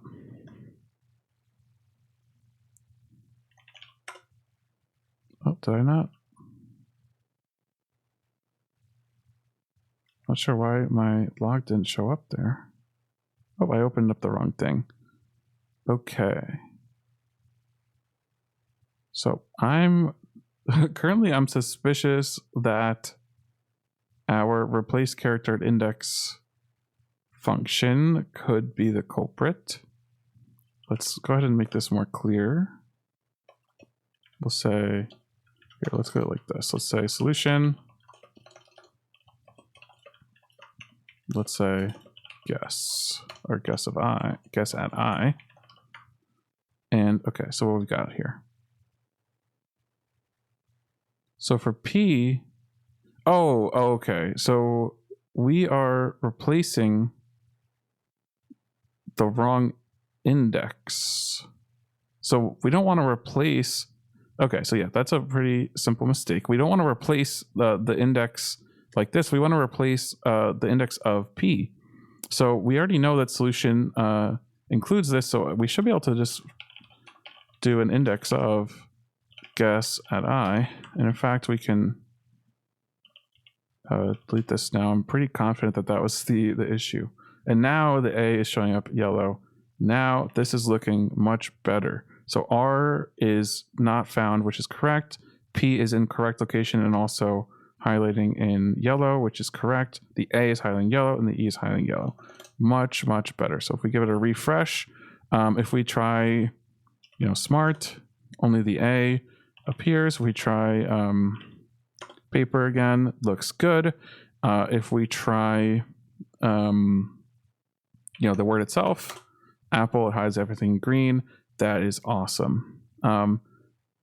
Cool. So this is looking pretty sweet, and we can come back and add some more animations here. So as you, as I'm sure you know, if we type paper in here, there's this cool flip animation as it reveals the state for each letter, and we can come back and take a crack at that as well.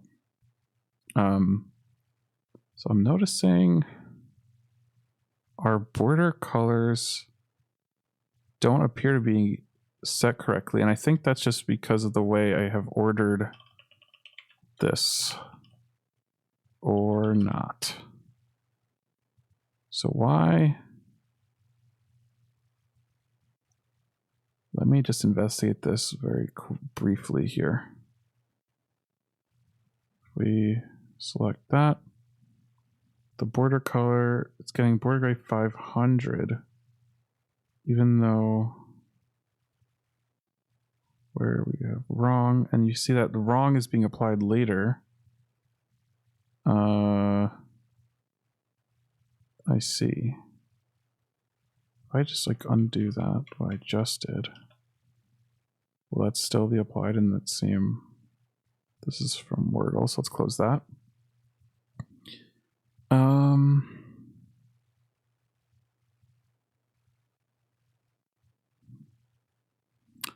It looks like this is still taking precedent, and I'm not loving how that looks. So we can fix that pretty easily, fortunately, right? So what we can do is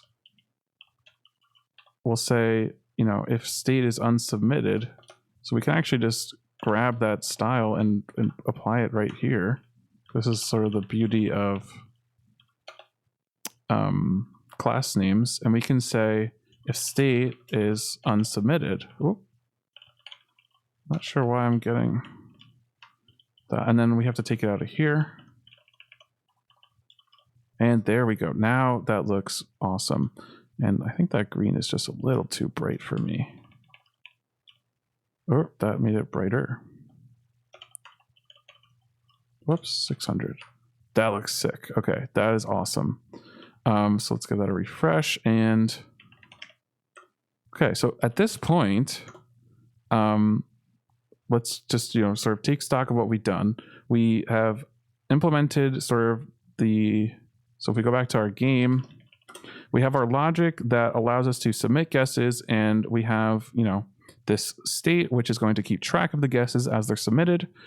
We pass down that information to the guess row component that we wrote, and it itself is able to sort of compute the correctness of the guess and sort of show the appropriate information.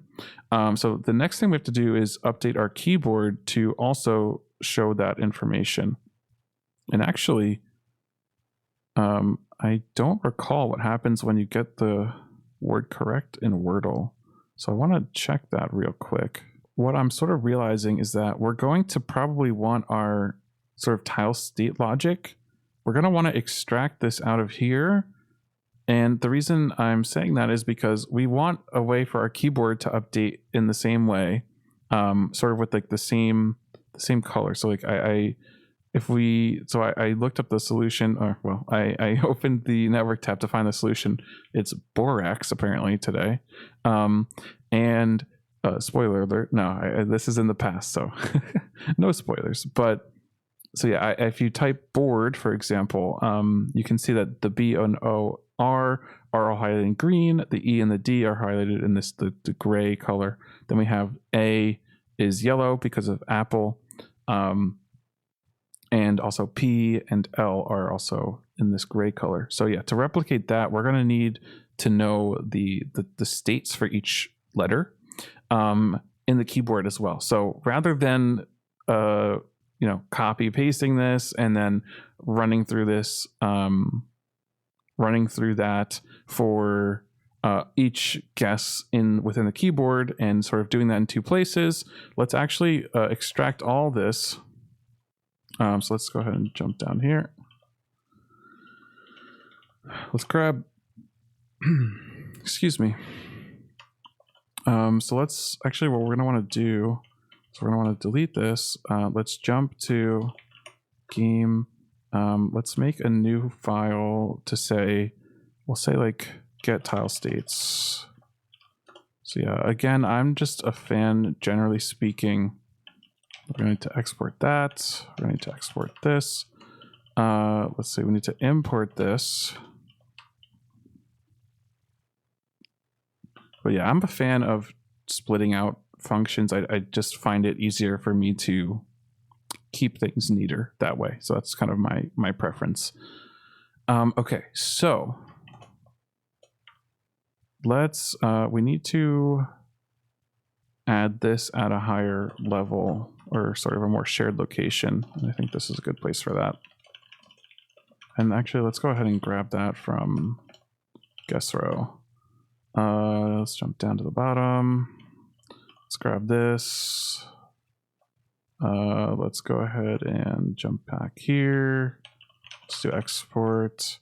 And then we'll jump back over here. Let's import this. And now what we're going to want to do is, we don't even necessarily need to take in is submit in solution anymore, when we can just take in tile states. So let's go ahead and do that. And now we just need to take in tile states, and we don't care about this. Awesome. And now we need to come back to game and actually compute that so we can pass it down to the guess row. So we don't care about this anymore. We're going to do tile states, and once we implement this, it's going to look like this. So let's go ahead and then jump over here. So what we want to do, so tile states, it'll be like guess index to tile states, we'll call it. Or we can say guess to tile states. Let's be even more descriptive. Guess index to tile states. So let's yank that. Now we need to define that. Guess index of tile states. And it's going to be a list of, essentially a list of lists, right? So what we're going to want to do is for each guess, we need, well, we actually do have sort of a minimum. So let's do array.from here. And we need to guess is, what is it? Game rounds, right? We're gonna do a map. We don't care about the first one, but we care about the index, the first argument that is. And so we'll say if, you know, if there's no guess at this index, so if there's no guess, we're just gonna return, well, actually, this might be even easier than I'm thinking. Let's say, let's do return get tile states. And what does get tile states take in again?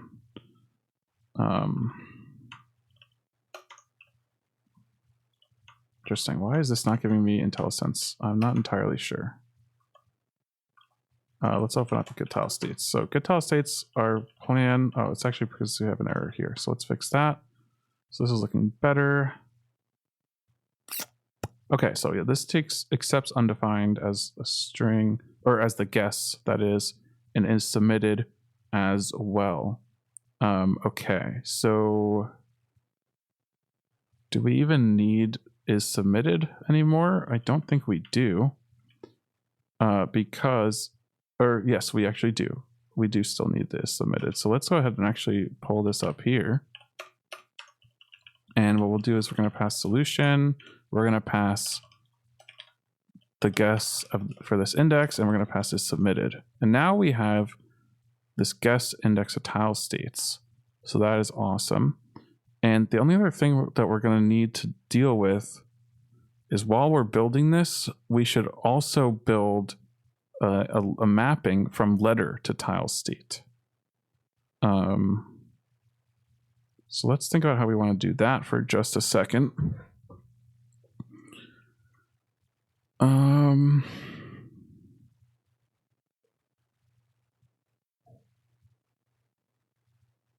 So we could, you know, if we wanted to, if we were sort of trying to be performance conscious here, what we could consider doing is, you know, updating our approach for get tile states to, at the same time, you know, keep track of, you know, we could, I guess, pass in like a map, and then like each time we set one to correct, we update that in this map.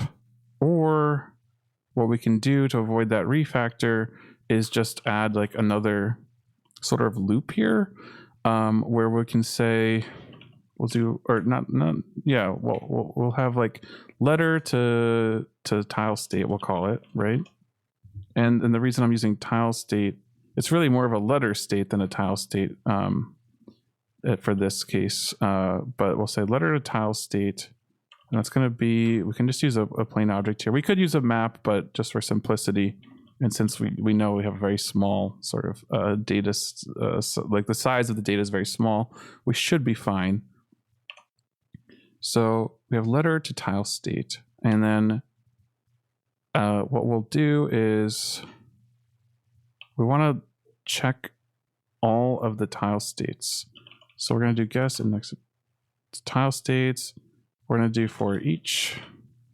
We'll do tile state, or let's see, we'll do tile states and index. We'll grab the guess from current guess, or not from current guess. We'll grab the guess from guesses of index. We'll say, you know, if there's no guess yet for this index, we just return. Otherwise, we need to loop through the tile states. So we'll do another for each here. And then here will be tile state, and then like letter index. And then we do letter to tile state. The letter would be, we'll just access the guess for this index, and then we'll set it equal to the tile state. So this is sort of the default case, but we can't use a string to set that.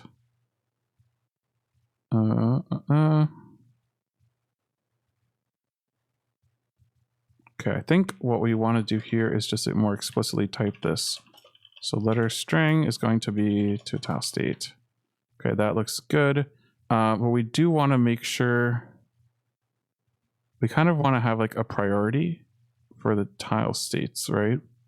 because I would say like green should be the highest priority. So like even if earlier in the list we see, so like if we had, so apple's the word, right?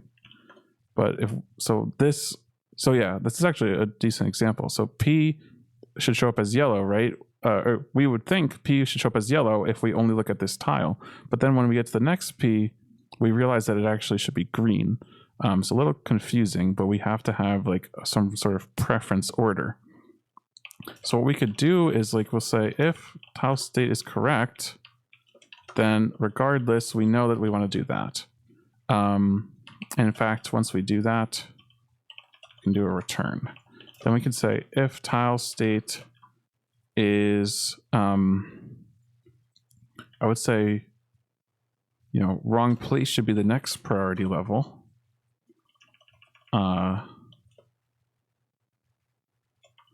So I guess there's another case here, right? So if the letter to tile state for this, let's actually split out letter. So let's say letter is going to be the guess. We'll index into our guess at the appropriate place. And then we can say, if this one has already been set to correct, then we also just want to kind of return. Or I guess just to be more accurate with what we're doing here, we can say if letter to tile state of, or if we access this, and if that is equal to correct, then we just return. Okay. You know what? I'm not loving this. So so even though we would kind of reassign it, I feel like, whoops. I feel like this will still be a lot cleaner at the end. So like the next priority level should be wrong place.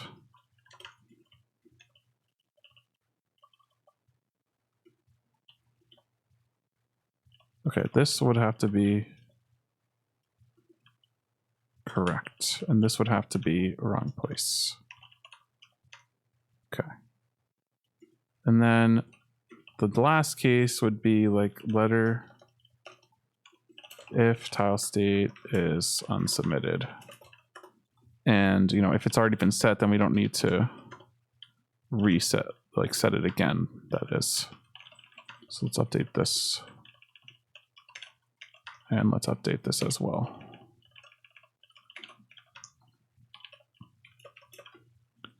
Unsubmitted. Okay. I feel fairly confident that we've probably made a mistake here. But let's see what we're getting for our letter just tile state. So we have P correct, A wrong place, and E wrong place. So that's good, but we're missing R. Let me refresh here. Oh, yeah, paper. Whoops. So we're missing R unsubmitted, which is interesting.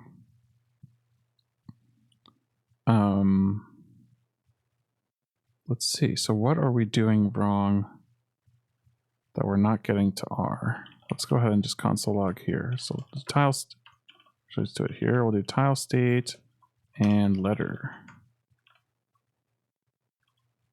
And let's open up our dev tools. So we got wrong in R. Tile state, oh, unsubmitted. I typed unsubmitted, or I just totally messed up. I meant to do wrong.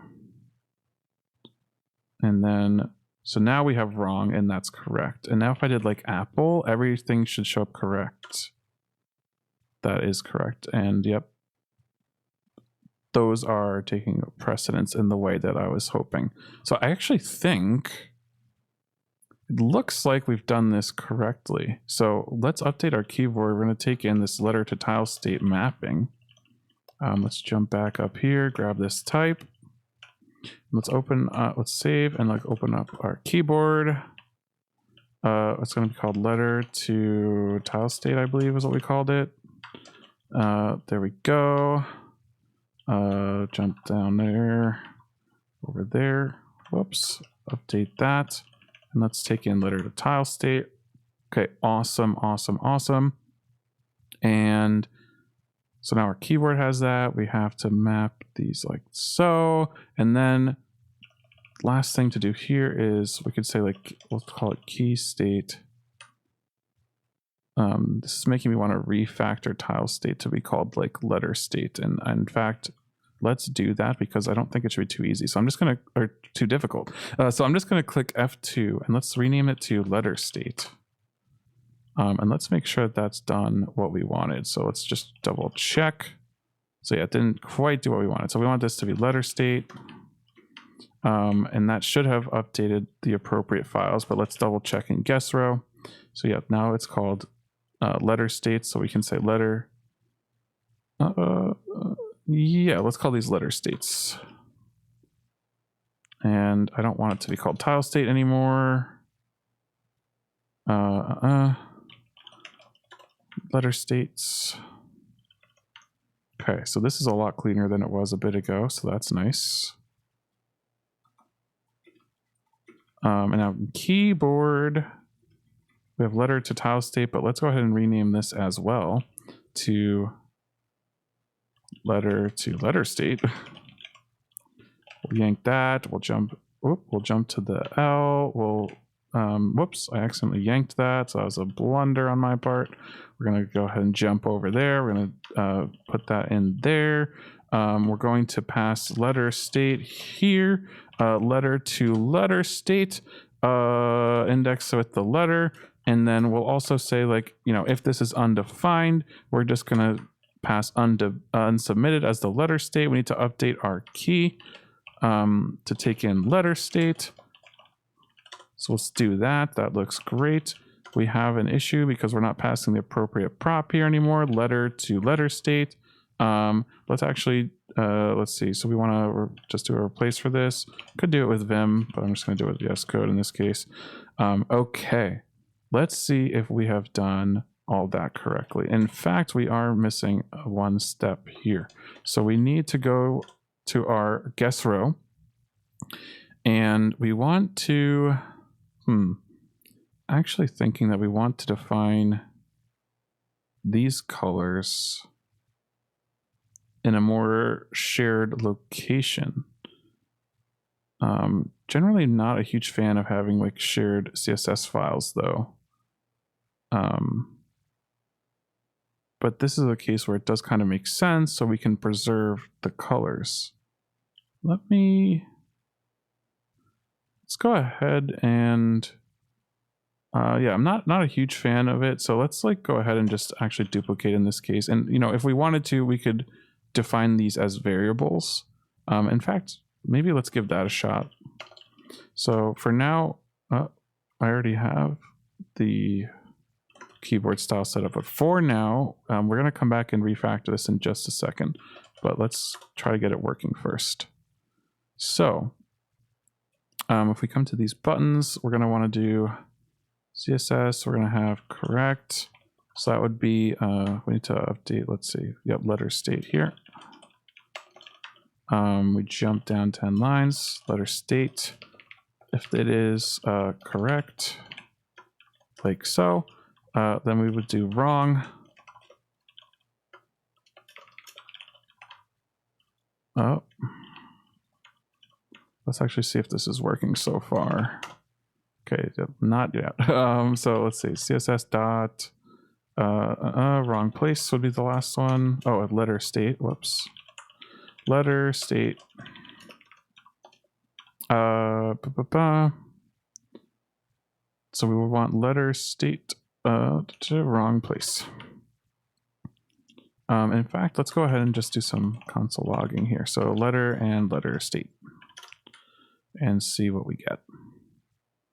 So everything is unsubmitted.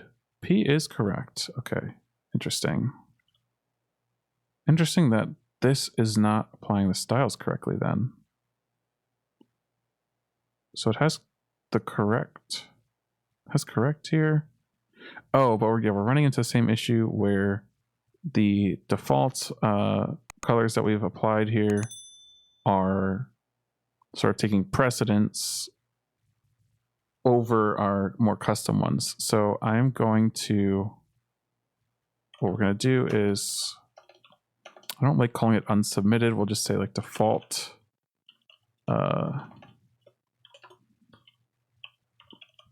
We can call it default key. Yeah, we can come back and refactor these names to be a bit cleaner in just a sec if we want to. But yeah, we'll say default key, and what we need to grab is the background color. So BG gray 500. So we'll apply BG gray 500. And we will also, will we need anything else? I don't know that we will. So the other, we would have to do default key, and that is only if letter is, you know, the unsubmitted state. Letter state, that is. Whoops. This would be a case where using the string for this type was not ideal because it didn't, you know, tell me that I'm trying to compare a string to this.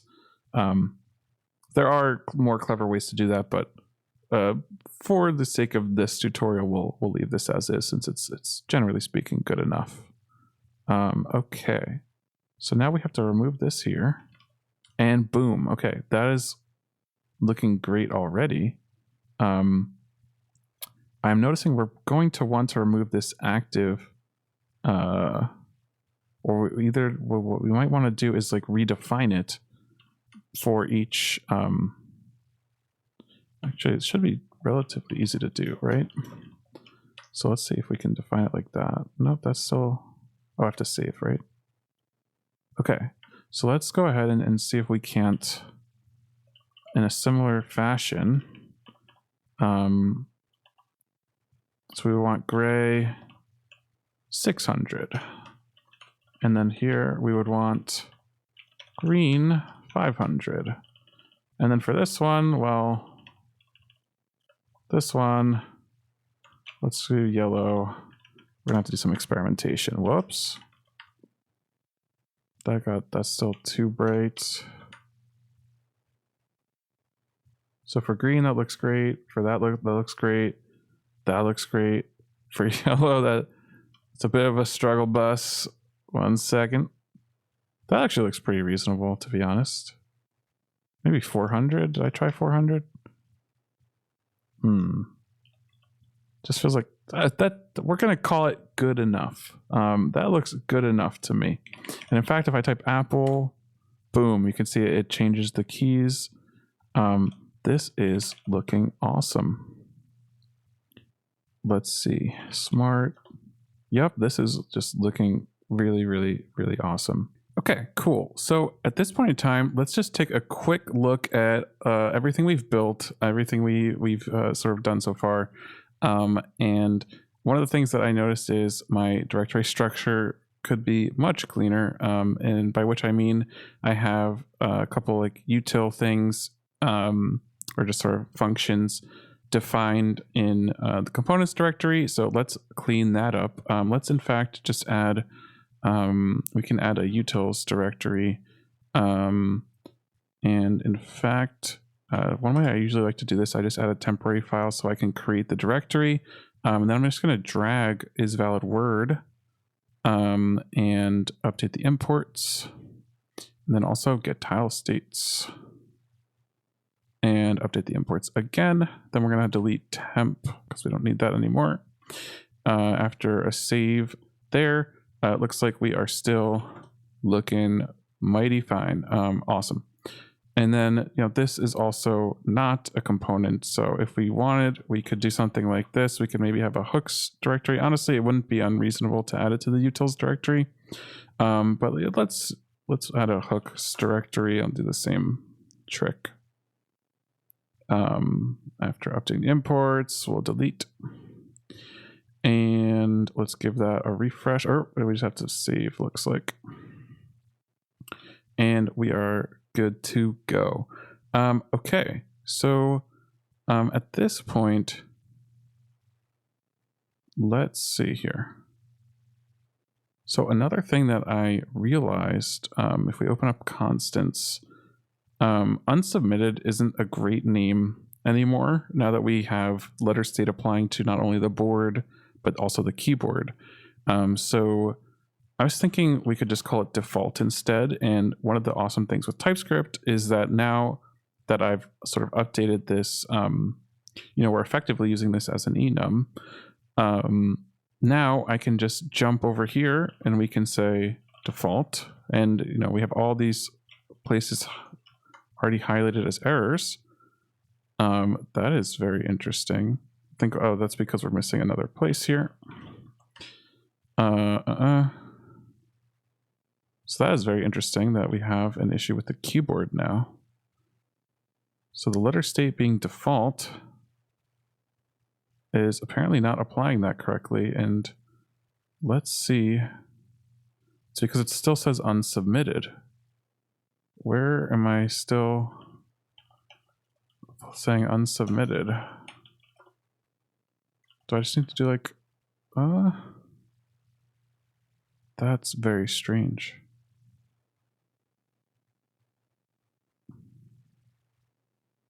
Let's go ahead and check the keyboard again. So for default key, we actually want to apply it if letter state is default. But if I give it a refresh, we're still setting unsubmitted somewhere. I'm just going to do a search here. Oh, you're right. That makes sense. Actually very confused why this isn't giving me a TypeScript error, because unsubmitted should no longer be valid here. In fact, if you happen to know why this happened, I would love to know in the comments, but this should fix it, and boom, just make sure we're back in business, paper, and boom. Cool.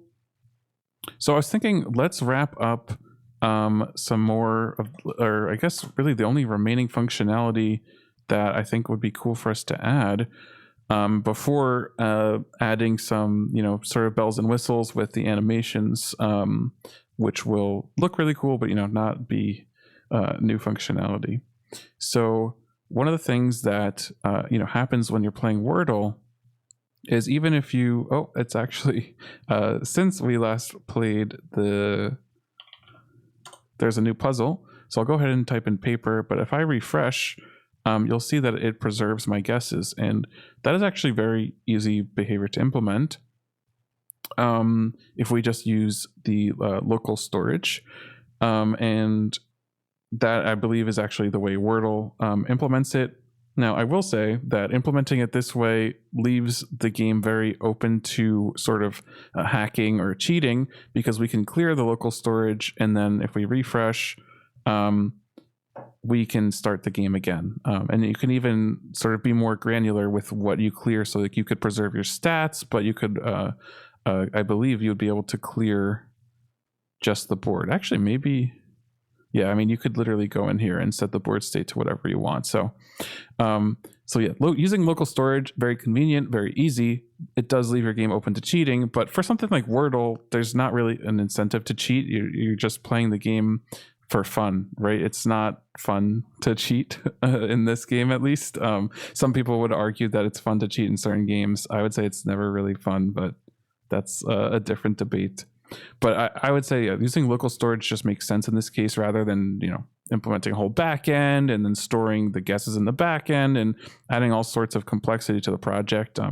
That's sort of an important skill, is to know when you're over engineering something. And my vote at least would be, if you're adding a backend for storing like all the players' guesses and the only reason that you've added that is to make sure no one can cheat with the local storage, I would say that's probably a bit overkill. Okay, so let's quickly think about how we're going to do that. So basically what we need to do is, when we're setting the guesses, we want to check if it's already stored in the local storage. And the other thing that we have to do is, whenever we call set guesses, we need to preserve that to the local storage.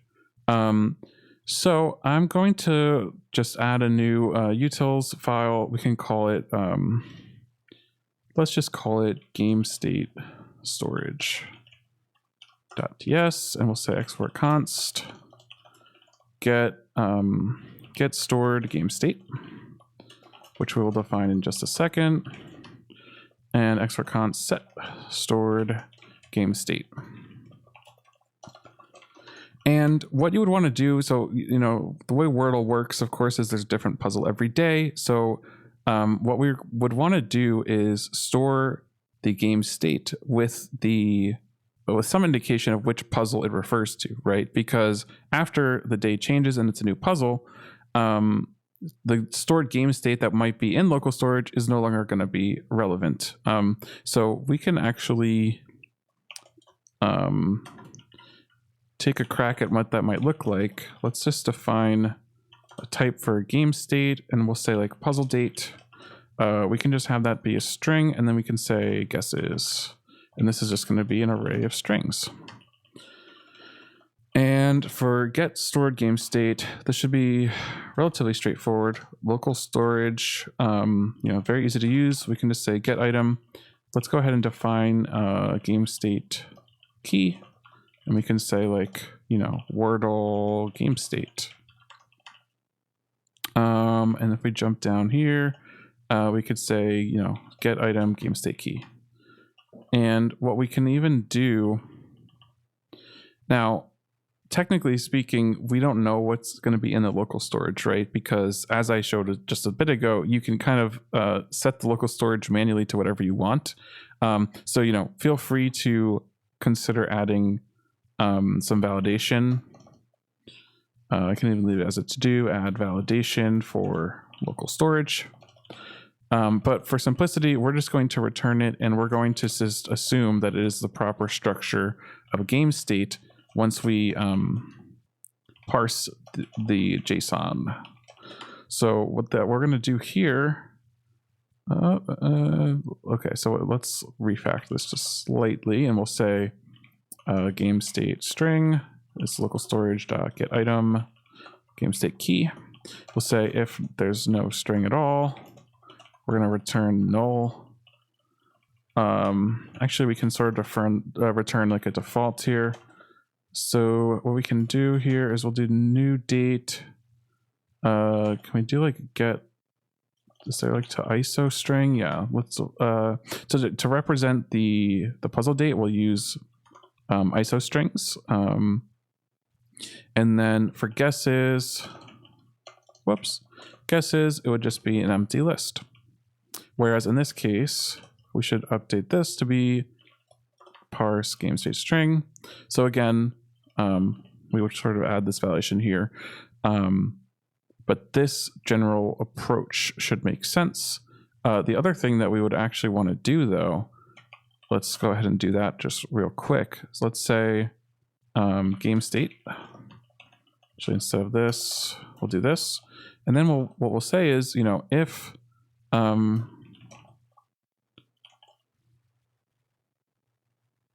let's see how we want to do this. So we don't really care about the whole ISO string for the date because we don't care about the time, right? So let's quickly print this out and just think of a structure that we can use to represent the date. I think if we just call a split at the appropriate place, this should work fine. But let's see, let's update this to call get stored game state, which, yeah, this we only care about the guesses, and then we can default it to, so this, we're going to come back and fix this in just a bit, but for now, just so it doesn't break, we can do that. Okay, I need to get rid of this console log from keyboard. Let's see, console, let's delete that. Let's jump back. Where were we at? We're at get our game state storage, excuse me. Let's give us a refresh. Right, so we don't have the existing game state yet. So let's actually just proceed, and we're going to come back to this in just a moment. So this should take in a game state. Actually, what we'll do to simplify this is we're just going to take in the guesses list. And then all we have to do here is call localstorage.setItem. We have to use that same key. Then we have to do another just simple JSON stringify here, where we're going to match that same structure as earlier. So puzzle date. In fact, let's split out a utility function to deal with the date here, because we're going to change that in just a second. So we can say get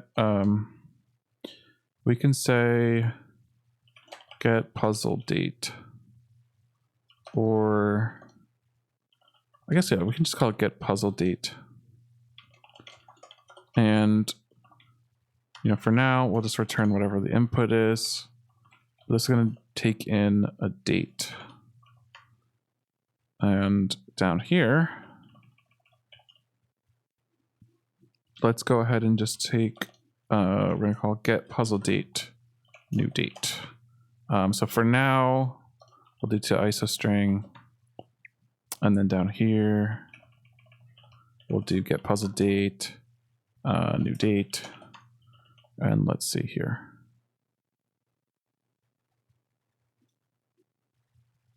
So I will say, now that I'm looking at this,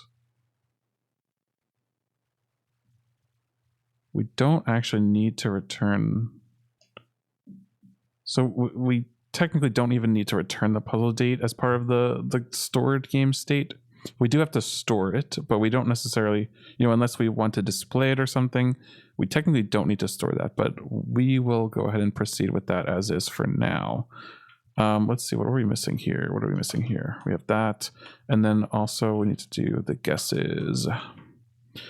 So yeah, this should be good for that. And then in our game, we have to start using this function. So if we just go for set guesses, if we jump to this, we would just call store this, and let's, new guesses equals, let's yank that, paste, I should have done that, paste, and then paste. That is not exactly what I wanted to do. Hilarious. I wanted to do this, new guesses, and then I wanted to do that again, new guesses. And we could simplify this a little bit if we wanted by, in fact, let me just, rather than saying it, I'll show you. We could have set guesses, callback, we'll call it, which is going to just call set guesses. It has to take that in, and it's also going to call store, set stored game state. Essentially just, rather than ever calling this directly, we will rely on this set guesses callback function. So, this is kind of just a nicer practice, because that way, if there was somewhere else where we're calling set guesses, we would know that we were updating the stored game state at the same time. So now we can actually clean this up just a bit. And let's go ahead and see what's going on now. If I refresh, and if we put in a guess, we still have console logs I want to get rid of, so my bad on that one. And let's go ahead and open this up again and give it a refresh. Okay, so yeah, as I was saying, I think we should be safe to just do a simple split here on the T, and then take the leading part, or rather the first item in that split. So if we open up our game state storage here, we can actually just call split. We're going to split it on T, and we're going to take the beginning part of it. So now what we want to do is we only want to use the game state from today if the stored game state matches. So we would want to do if the puzzle date is equal to get puzzle date for today. And we could, since we're calling this now in 3 places, we could also have a simple utility to call get today puzzle date, for example, which simply returns get puzzle date.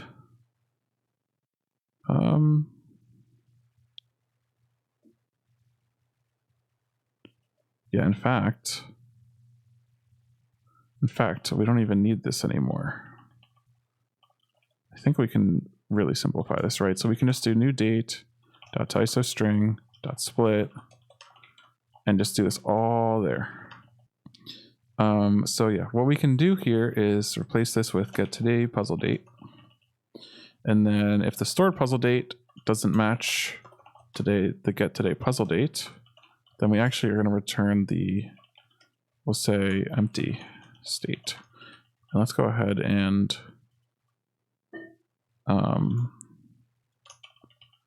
empty state would just be empty state.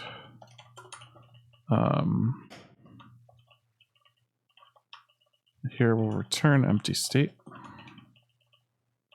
Otherwise we return game state. And as I was saying before, this really doesn't need to even return. Like we can just make this so much cleaner if we just return guesses. And we can return empty list, empty list. I can get rid of this. And now, oh, we have to replace this. Get today puzzle date. So we don't need this anymore. If we jump back to game, now this is a lot cleaner because this should just return the guesses list. Right, so yeah, if I just refresh almost as if by magic, we have our local storage working. So if I add like another guess and then I refresh, oh, hilariously, I was acting so confident and the local storage isn't working. Okay, let's see what's going on here. Okay, so after implementing this and giving this a shot, we have a slight mistake. We just have, I just inverted this check. We actually want to say if the puzzle date is not from today, we return the empty list. And so if we refresh that, there we go. And now if I add like another guess and I refresh again, you can see it's preserving the guesses just like in the real Wordle. So that is pretty sweet. Okay, cool. So let's go ahead and add some kind of indication for when the game is over, or when I guess we want an indication for when the game is over, but also when the game is won. So there's sort of like two possible cases. You can either win or you can lose, right? And let's go ahead and think about that for just a second. So the easy case is when you enter word and you add a guess, if that guess matches the solution, right? So we would just say if guess matches a solution. We could say like set game.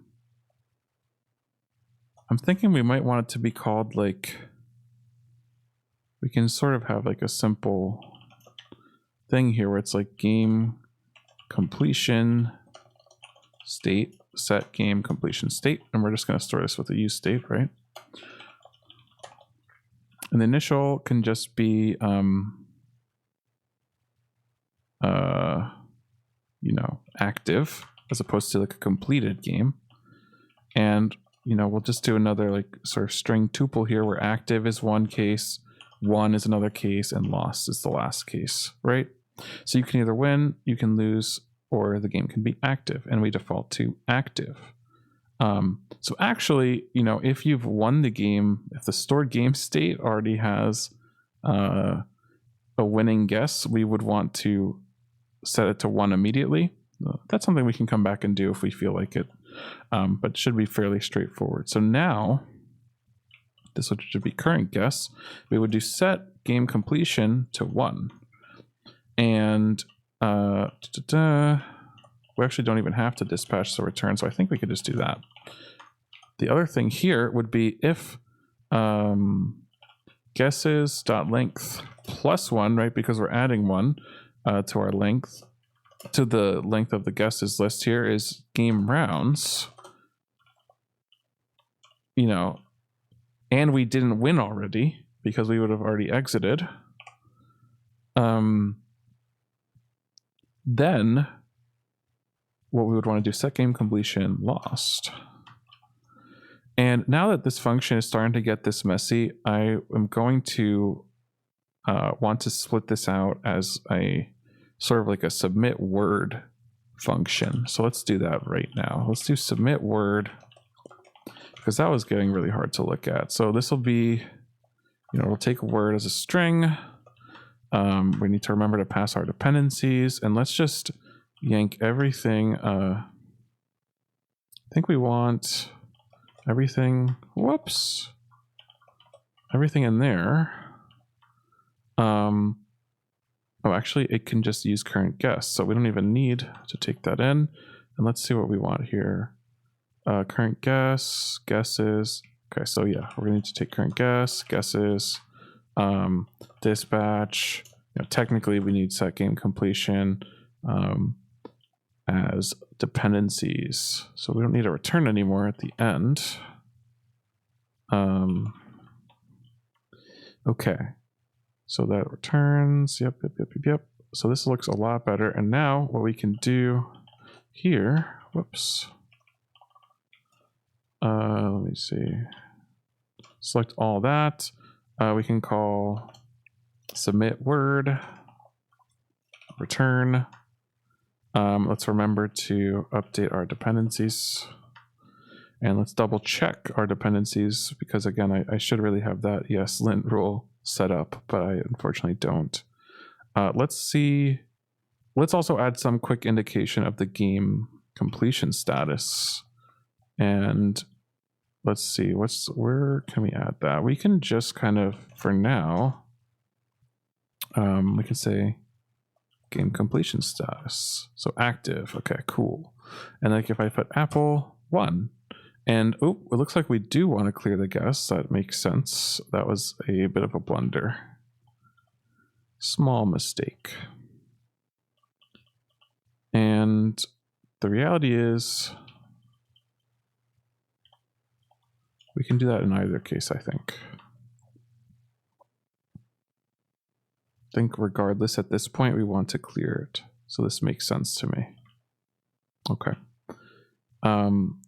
So right, as I mentioned, we would want to clear that.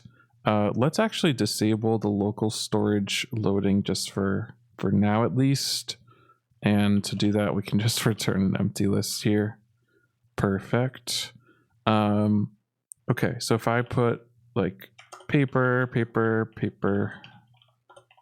I've actually broken the styles with this for now, but yep, lost. Okay, perfect. And if I just put Apple 1, okay, perfect.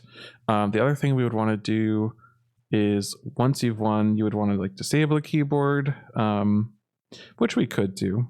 We could do that.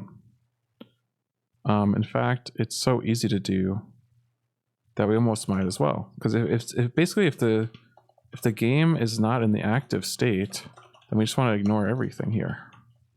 Right, so now if I put, oh, sorry, if it's not in the active state, so if I put Apple, now I shouldn't be able to type anything and I can't. And if I put paper over and over again, then I also can't. Okay, that is awesome. So let's go ahead and fix the styling for this. Okay, what we can do, let's do this. Game state is 1. Then we'll include, whoops, an H1. We'll say congrats, you won. And then the other case would just be if you lost. Better luck next time, frown face. Okay, so let's see if that works. Congrats, you won. Yeah, really not a fan of how it moves the board down though. And I don't know if we want to quite go to the lengths of adding a modal. So let's just abandon this idea because it's just simply not that good. And let's instead come up with like, we'll just add like a really simple sort of toast that appears over the content. So we have to kind of think about how exactly we want to do that, right? So we want to be able to position an element over everything else. So that's going to need to live at a level higher than the game, or we could include it in here. Actually, we should be able to include it here fairly easily if we just do it with an absolute positioning, right? So let's just start messing around with that for a second. So let's do class name. Assuming there's like an absolute, and let's just, make it an H1 and we'll say toast here for now. Okay, so that is already doing most of what we wanted the toast to do, right? So if let's not make it let's just do normal text. So toast here. Let's say we want the font to be bold. Let's say we want let's say we want a background color. Maybe even a little darker. Let's add some padding. Okay, that's starting to look pretty decent. Let's do rounded. Let's do rounded medium. Oop, rounded medium. Let's add some more padding. That looks pretty sweet already. Can we do like opacity? But I don't know if we want that. We could though. Now we want to move this down at least a little bit, right? So let's see if we do like, can we just do that with simple margin? We can. That is really quite straightforward. And now let's think for just a second. So we need to set up a mechanism for this thing appearing, right? So what we can do is we can do another CSS sort of transition like we've done earlier. We already have this file set up. So if we just do, we'll call it toast. And I will say that we are doing this in a simpler way than actual Wordle because they sort of support an arbitrary number of toasts, but just for simplicity, let's say we can only support one toast. You know, if you're interested, I actually have implemented toast before. I'd be happy to go over that. Just let me know. You know, you can also, of course, use a library. You can just search on npm. There's tons of packages that do this for you. So totally an option, but I'm trying to keep this sort of simple. Okay, so to achieve this, we can just do, you know, there are different ways to do it. Whoops. Let's just do, let's set up another keyframes. We'll do fade in, I'll say from opacity 0, we'll do it 2, opacity 1. Let's jump up here. We're gonna do fade in. Let's say like 400 milliseconds. We'll do ease in. Let's see if that, oh, we have to actually apply this to our toast. So CSS dot, I think we just call it toast.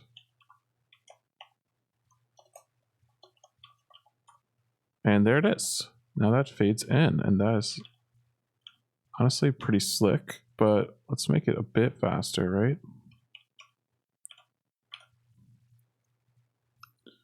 Okay, so that looks good to me. Now what we want to do is actually sort of render the toast at appropriate times and only if we want it, right? So let's manage this with another use state. We could say toast text, set toast text, use state, empty string. And what we're going to want to do, right, if we jump back down, we're actually going to only want to render the toast if there is toast text. So let's go ahead and move this here. Let's get rid of this and we'll do toast text. So that should hide it. And let's say, for example, let's think about this. So we're going to want to have some kind of callback.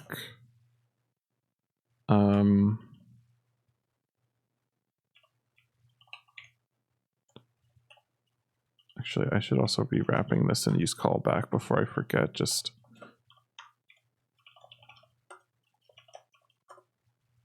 okay. So that's better. And then for this, let's have a show toast function, and we'll just use another callback. And this should take in, you know, toast text. Say text. And this is a little bit, you know, since we're kind of just hacking this together, you know, pretty custom, just little toast thing, we're going to basically just say set toast text with the text. But then we're also going to set a timeout to get rid of the toast text. And let's say like, we'll try like a second. And we also have to remember to clean that up. And in here, set toast text, I believe, would be our only dependency. So now if I've done this right, we should be able to just call show toast not enough letters. Let's see. Not enough letters. Okay, so that looks pretty good.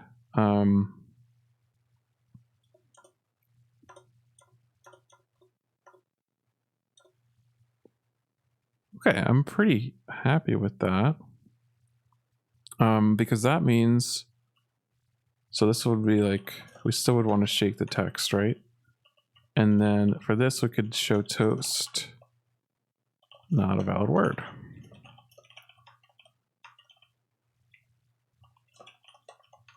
So for example, so yeah, it's a little funky the way we've done it, right? But it does sort of get the job done. Now I wonder if we can clean this up a little bit, such that calling set toast text also clears the timeout if one exists, and we should be able to do that. I believe fairly straightforward. If we have like a toast timeout, it would have to be a ref. And this would just be like toast timeout dot current. Oh, I think that's because, yeah.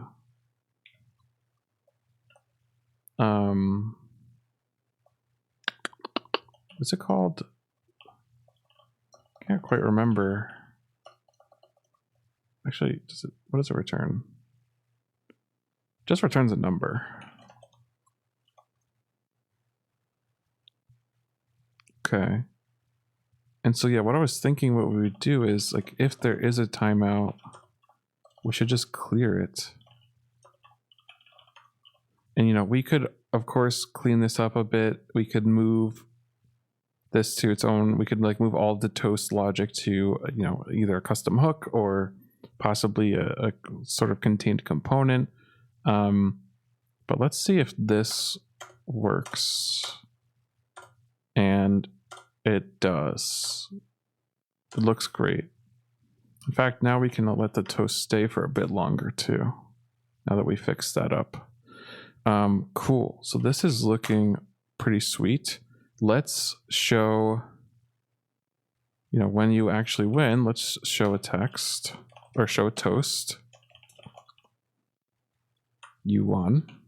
And if you lose, let's do the better luck next time. I don't know. I kind of like that. Better luck next time, frown face.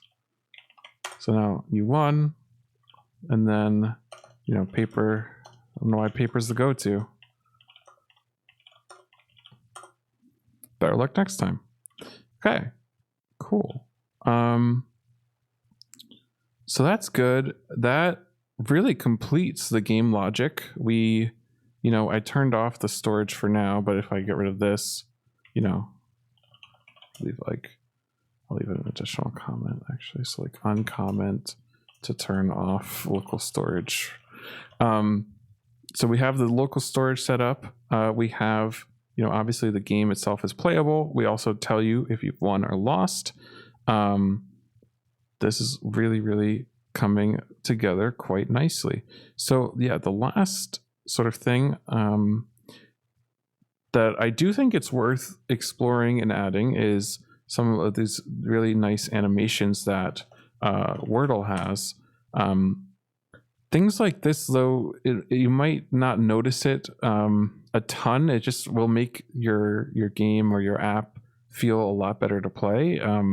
So I personally am like a strong believer in, investing at least the appropriate amount of time in making, especially when you're making like a game, making it feel fun in certain ways that you might not immediately consider. Like you might not think like, oh, like the fact that Wordle has these animations makes it a better game, but it really does do something for it. It just makes it feel more alive. So that's my take on that. Okay, I am back again, and we are going to add some nice polish as we were talking about.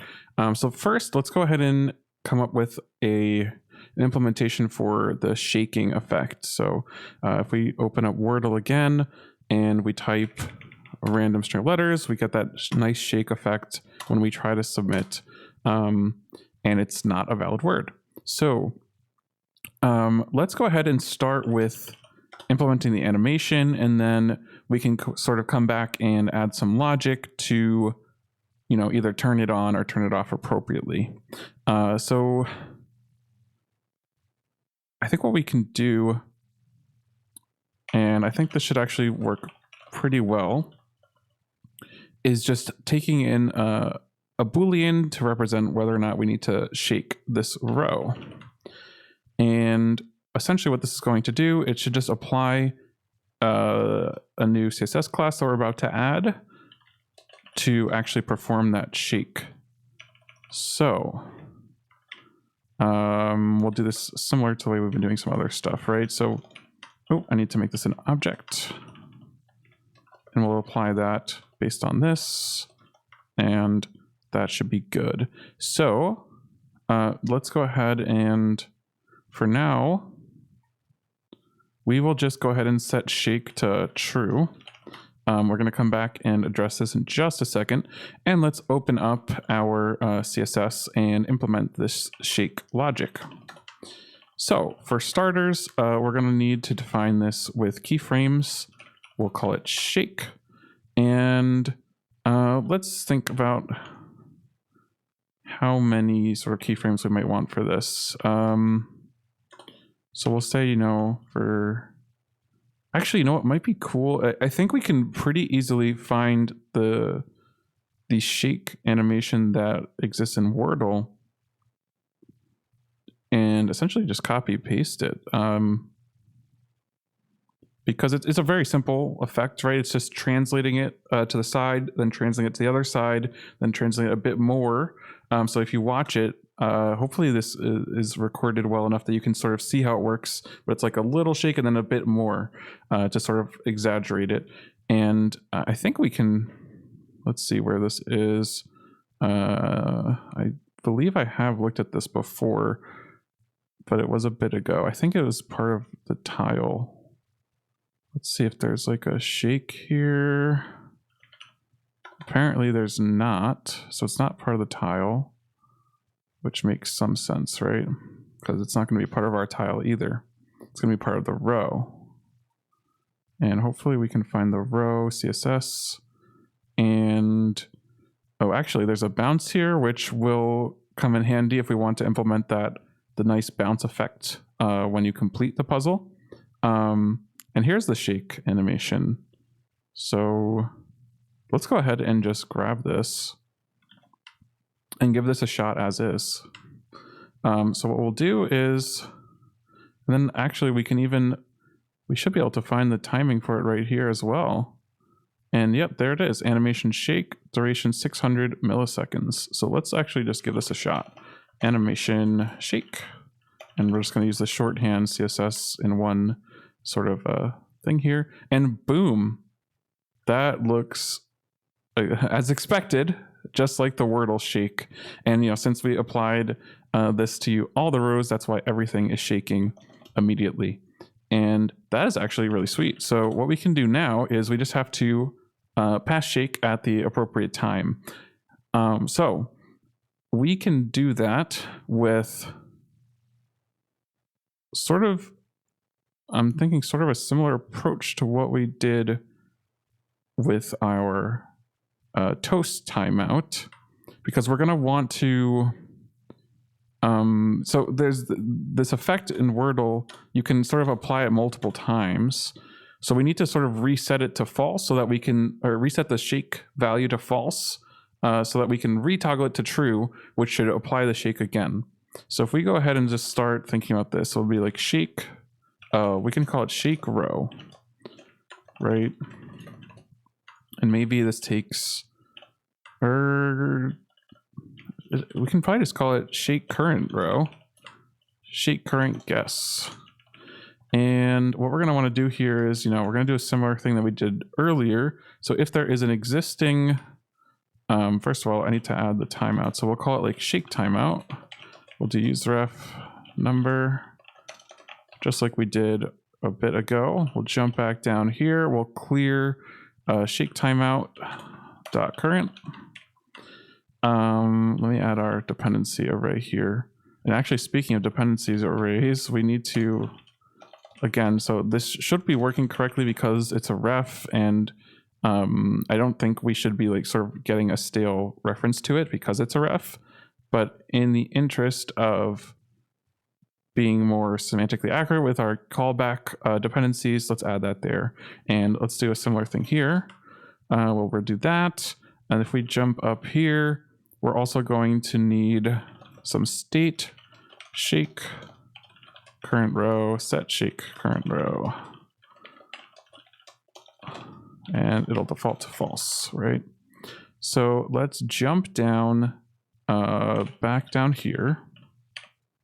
So what we'll do is we will set shake current row to true. Then we will, start that timeout. So a very similar process to what we just implemented. So set timeout. It'll be set shake row back to false.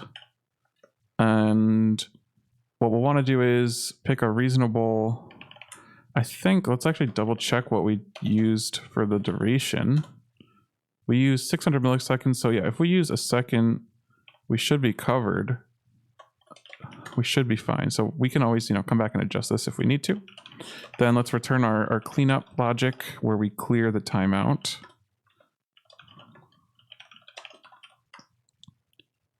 And cool. To me, this is looking pretty good. So now let's jump down to where we said that we needed to add this. Where else is right here? And the last thing that we're going to want to do, is apply this correctly. So it'll be, if we're at the current row, so shake will only be true if, shake current row is true, and we're actually rendering the current guess. And we're rendering the current guess. We actually have this logic right here, which we can split this out to actually make this a bit more readable. So if the index is equal to the length of the guesses, we know that that is the current guess, right? And then what we can do here is say, is current guess. And now, look at that. Okay, so not perfect because it looks like, oh, yeah, I can shake it. Okay, that's looking pretty good. Maybe the 1 second delay is a bit too long.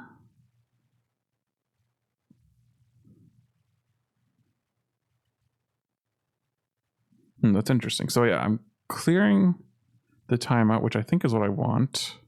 But I want to try to see if I can figure out why. So I don't know if you can actually hear when I'm pressing enter, but I'm getting some cases where I click it and it doesn't shake immediately. And I'm trying to see if we can clean that up. I mean, I'm pretty happy with this, to be honest. This looks really good.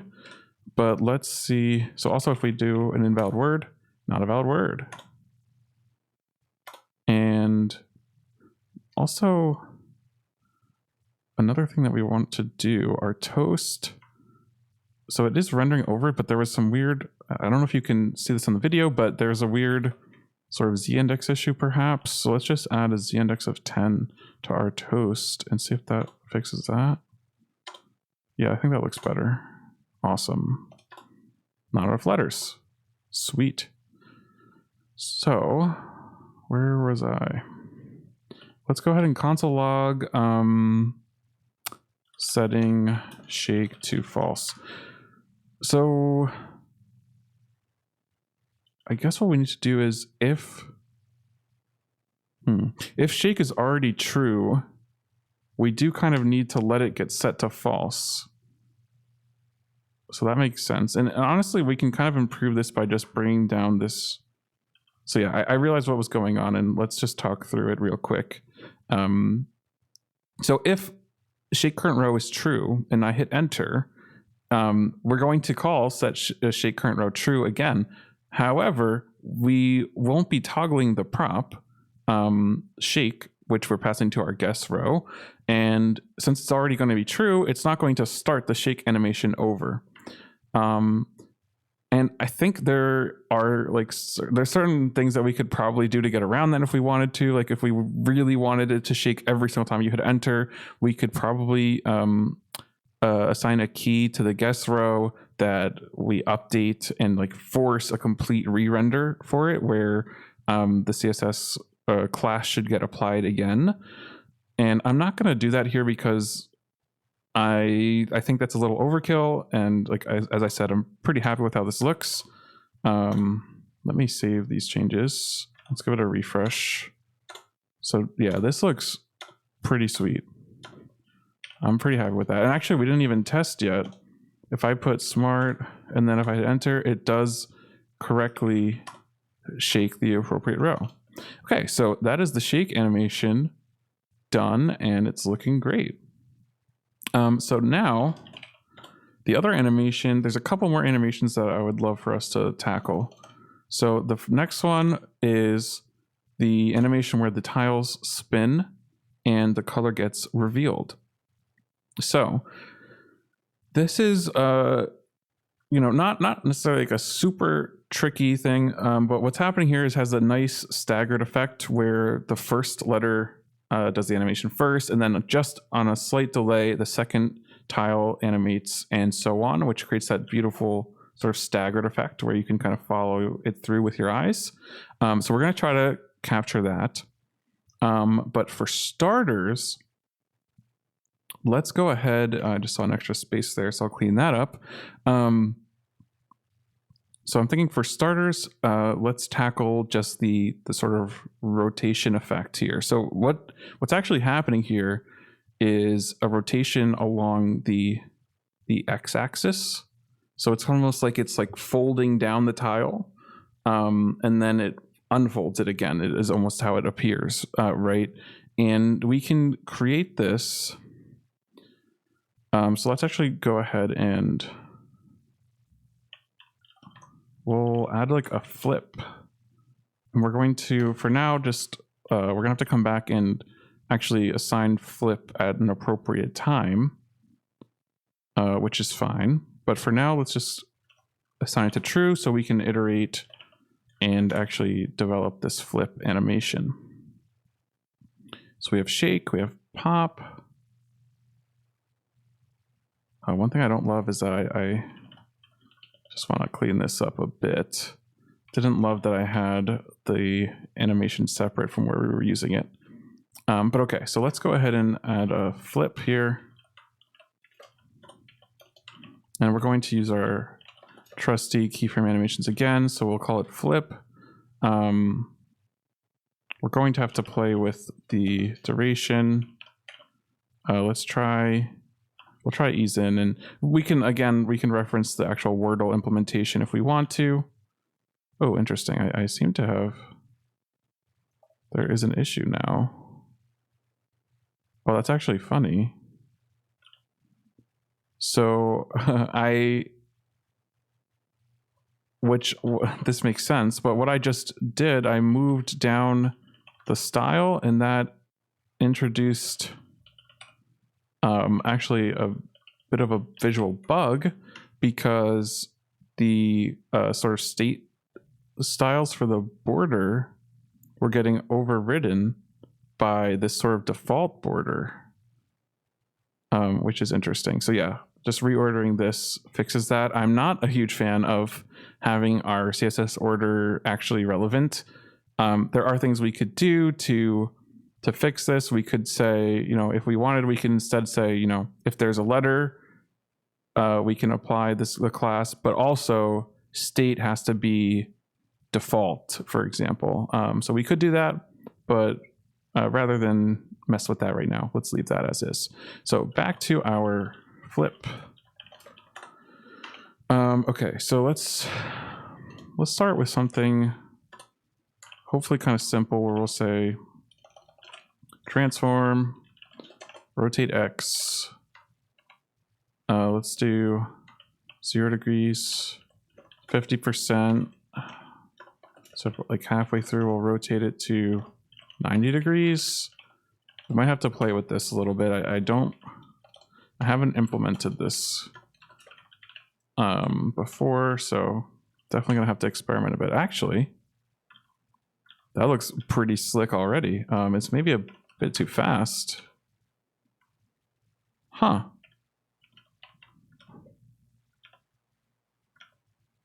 So that looks pretty good to me, and we are of course going to need to work on applying it correctly, but this looks pretty good. Okay, so we have to remember now a couple things that we need to do.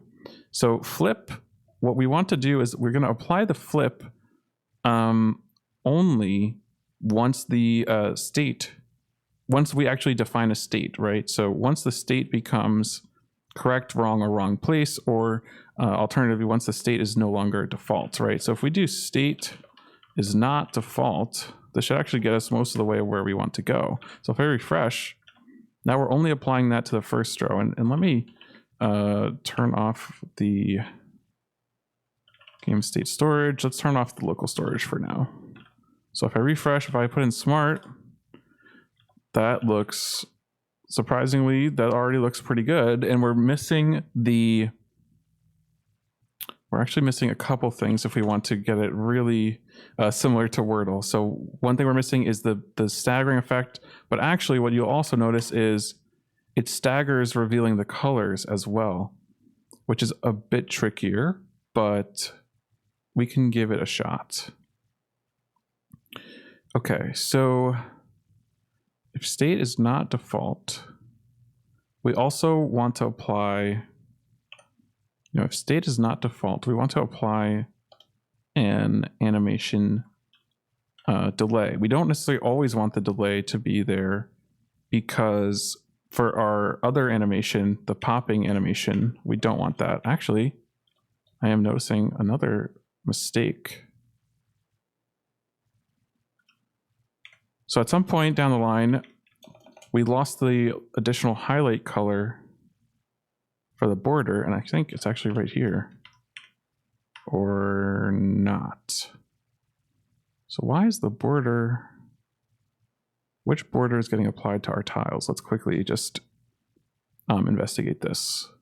So has letter is lower priority than our border gray 500. So we can actually just say and no letter, and that fixes it. Okay, sorry about that. Just want to fix up some of these bugs as we see them, little visual bugs. Okay, so for flip, this looks good. The other thing that we want to apply as part of flip is, let's actually just do this. So is there a tailwind for animation delay? I'm assuming there is. It's just like delay. There is. But I want it to be like completely conditional. So let's just apply it as style. So the style would be animation delay. So first of all, we need like we need to actually take in the index now, because it's going to be relative, whoops, to the index. So to be like something like, our initial thought could be if state is default, then we have none, no animation delay, and otherwise, animation delay type Boolean. I just was thinking a little too slow there. Number is not assignable to type animation delay. So yeah, this has to be a string. So this would be 0 milliseconds. This would be, we can use a nice little string literal here. And that's pretty good. We just have to remember to pass down the index. And let's give this a shot. Okay, that already looks pretty awesome. Let's increase that, the staggered effect, maybe up to 200, and let's see how that looks. That looks really sweet. I am very happy with that.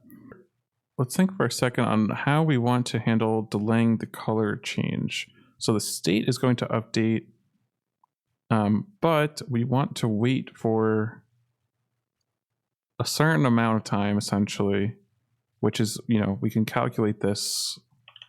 We can say like animation delay is just going to be index, we'll say times 200 for now, and we could extract that to a constant if we wanted to. So it'll be animation delay.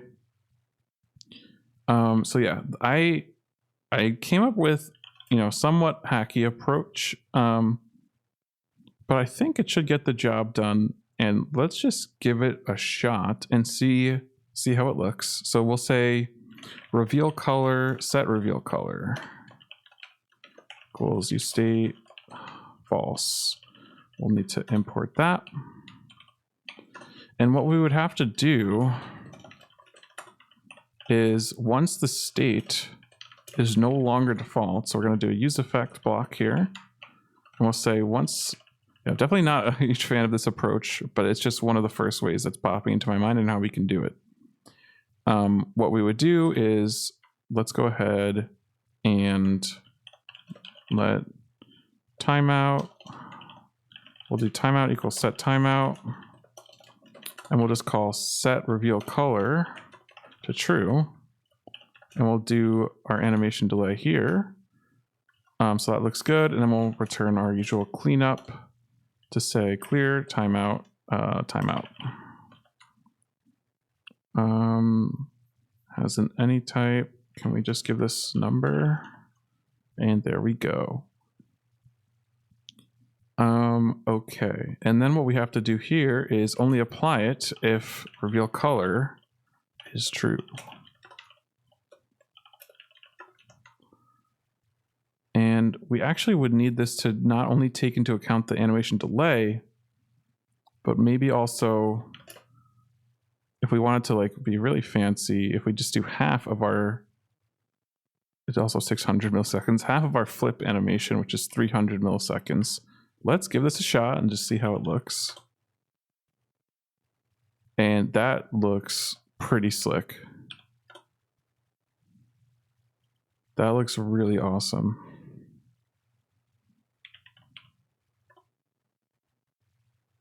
So it looks like there's actually more delay in Wordle. Let's give that a shot. That's awesome. And let's go ahead and make some changes here. So when you actually win, we don't want to kind of spoil it and show the toast immediately, because we now have this sort of case where we want to delay it. So to solve that, we'll just have to use another timeout, right? And let's see. So roughly how long is it? It's going to be 600 milliseconds plus the delay, which was, we did like 300. So let's just start with like a 3-second thing here. And we'll show the toast at that point. And in this case, we'll show the toast if you lost with the same delay. So let's do Apple. That's a little too long. So let's do like maybe 2500. And again, these are things that we could certainly extract to constants to clean up the code a bit. Okay, that looks pretty good.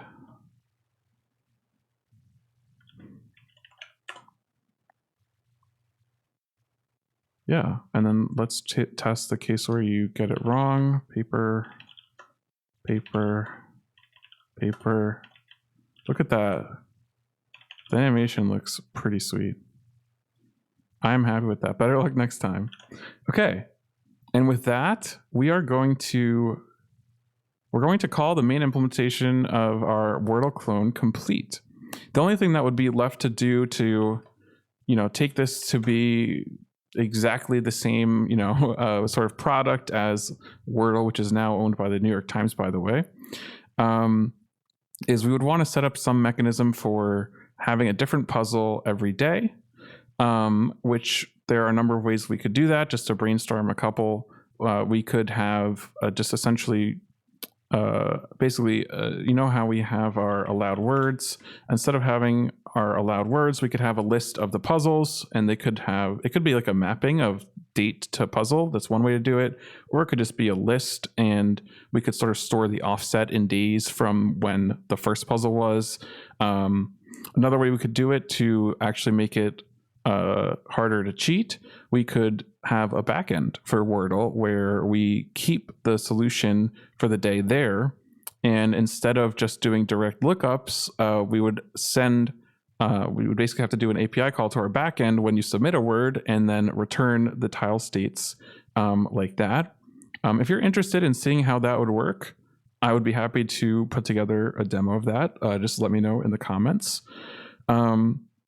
But okay, so yeah, again, let's just play the game. Paper, apple, boom, and you won. So congratulations if you made it this far. You have built Wordle, which is a really fun game, and when you really think about it, it just wasn't that hard to make, right? We had some slip-ups along the way, but we got there. We built this fully polished app now where we have this nice smooth animations, and it just feels fun to use. So congratulations if you made it this far, and thank you so much for watching. So I also realized I did promise you guys I would show you the jumping animation that you see when you get the word correct. But also I realized that I have, since as I mentioned earlier, I'm pretty new to using Tailwind. There's something that I could have done in a much cleaner way. So I just want to show that. So we actually don't need, for example, this game content class, because, so yeah, you can see that that is affecting our,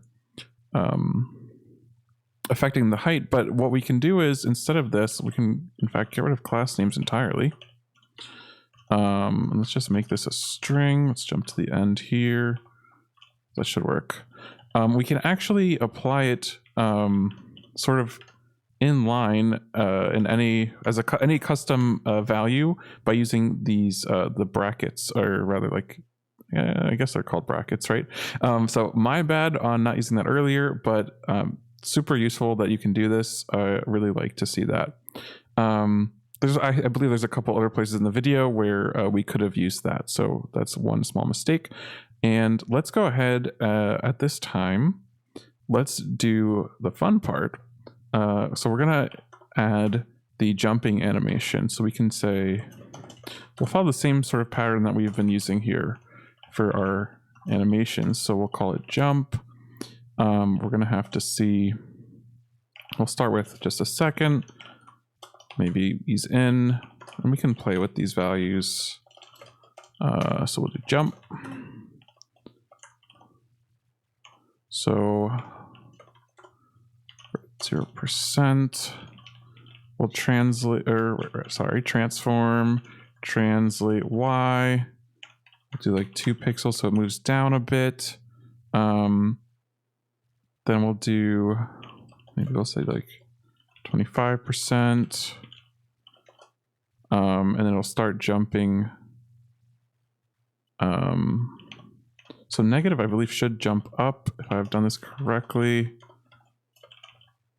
Whoops, translate Y. So again, just moving.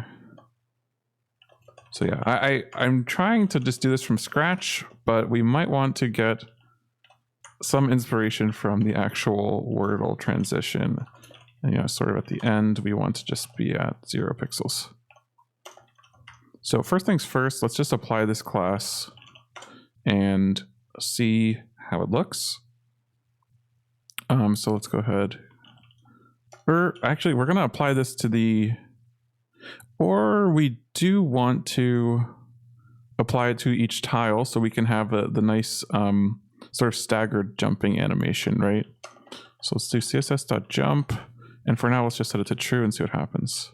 Okay, that looks good in that it's doing a sort of a jump, but as I was alluding to, let's go ahead and open up the Wordle code so we can, rather than, you know, me messing around with the numbers, let's just get the actual one. And again, let's see here. Here we go. There's bounce. Okay, yeah, I was got a little too excited with the numbers, and those were way too high. So let's go ahead and replace the keyframes. It is just 1,000 milliseconds. We refresh. Okay, let's take off the easing just to try to. Now that is looking pretty slick. Okay, so now all we have to do is trigger the animation when you've actually solved the puzzle. So to do that, let's just follow the same pattern that we followed before, where we'll just simply take in a Boolean. So we have to pass this down to each tile. You know, we could choose to name it based on like the fact that like you won, so it could be like is, you know, win or something like that, but I'm just gonna try to keep it simple here and call it jump. So let's go ahead and update this. Let's jump to jump, and all we should have to pass here is this jump prop. And now what we have to do is set this appropriately in our guess row. So jump should be, actually, let me jump to the top here because I can't quite remember what we called game completion state. So game completion state will be 1. So if we jump back down here, game completion state has to be 1, and it should be the current guess, or it should actually be not the current guess, right? It should be the one before. It depends. I actually don't remember if we update like the current guess, if we update the length. So let's just actually test this out. Right, so yeah, that's, we don't want that. We want it to be referred to, so if index is, whoops, guesses.length -1 in this case. And that looked pretty sweet. Okay, but we have to delay that because we don't actually want to. We want to sort of apply that after each letter has been revealed. So let's take a look. So similar to how we showed the toast later. Okay, let's actually try to do this. Whoopsie. Set game completion to 1, and we'll do that for 2,500. In this, we want to delay to allow that to complete. I'm just gonna make it 5 seconds for now. But yeah, we're gonna tweak these numbers just a bit. Okay, so one thing I'm noticing is we're gonna want that delay to be shorter for the jump animation. So let's do that first. So for animation delay, we're going to have to set it differently if we're actually using the jump case. So if it's jump is true, let's say maybe 100 milliseconds per will look better. That looks awesome. Let's even make it just a drop less. Let's get 80 milliseconds. One more try. That looks great. Very happy with that. So now let's go ahead and open up our game. And let's just lower this. This should probably be about reasonable, right? And it says you won. Cool. And now with that, we are actually done with our implementation of our nice animations. So hit like if you like those fancy animations. And thank you so much. But I don't want to leave you just yet. We wouldn't be done with this unless we actually deploy it, right? So we are going to deploy this using GitHub Pages, because this is a completely static site. So we can actually just build the code using Vite and publish it to GitHub. So we're going to do that now. Okay, so we are going to deploy our awesome Wordle clone. And the best part is it's going to be completely free, no credit card required. The only requirement is that you will need to have a GitHub account. So if you don't have a GitHub account, they are free as well. So go ahead and set that up. I'll wait. Go on, take your time. But otherwise, let's go ahead and just make sure we're actually ready for deploying. So first off, let's comment this out to actually properly turn on the local storage, that is. But you all know that the solution is Apple, and that does not make for a very fun game. So I'm going to just kind of cover up the screen and change the solution. So you have no idea what this is. But that is that. And let's go ahead and jump into our package.json to see some of these scripts that we have available to us, which is awesome. So you see we have the build and preview scripts. We're actually only going to need build to be set up technically. And I have opened up here the Vite official documentation, which has a guide for deploying on GitHub Pages, which is awesome because, again, it's completely free. So the first step is going to be in GitHub. You can either go to github.com/new, or you can just go through the normal create a new repository flow. I'm going to call it JTC Wordle, and it has to be public. If you want it to be free, this is the only concession that you have to make the code public. So I'm just going to create the repository. And the other thing that we're going to want to do is a git init over here. We'll do a git add -a, excuse the CRLF warnings because I'm on Windows. And let's just go ahead and commit, and we'll say initial commit. And then what we're going to want to do is add this origin here. So I'm just copy pasting from here, git branch -M main, git push -u origin main. Okay.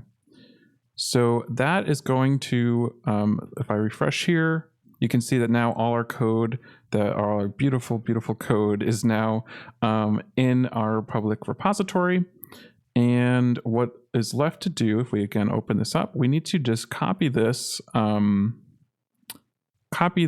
This is what's known as it's a YAML file to define a GitHub action. And we don't even really have to understand this, but essentially what this is going to do is build our code and push it to our GitHub page. So that is awesome. And what we have to do to add this is at the root level, I'm just going to add a new sort of directory structure here, .github /workflows / we'll call it deploy.yaml or .yml.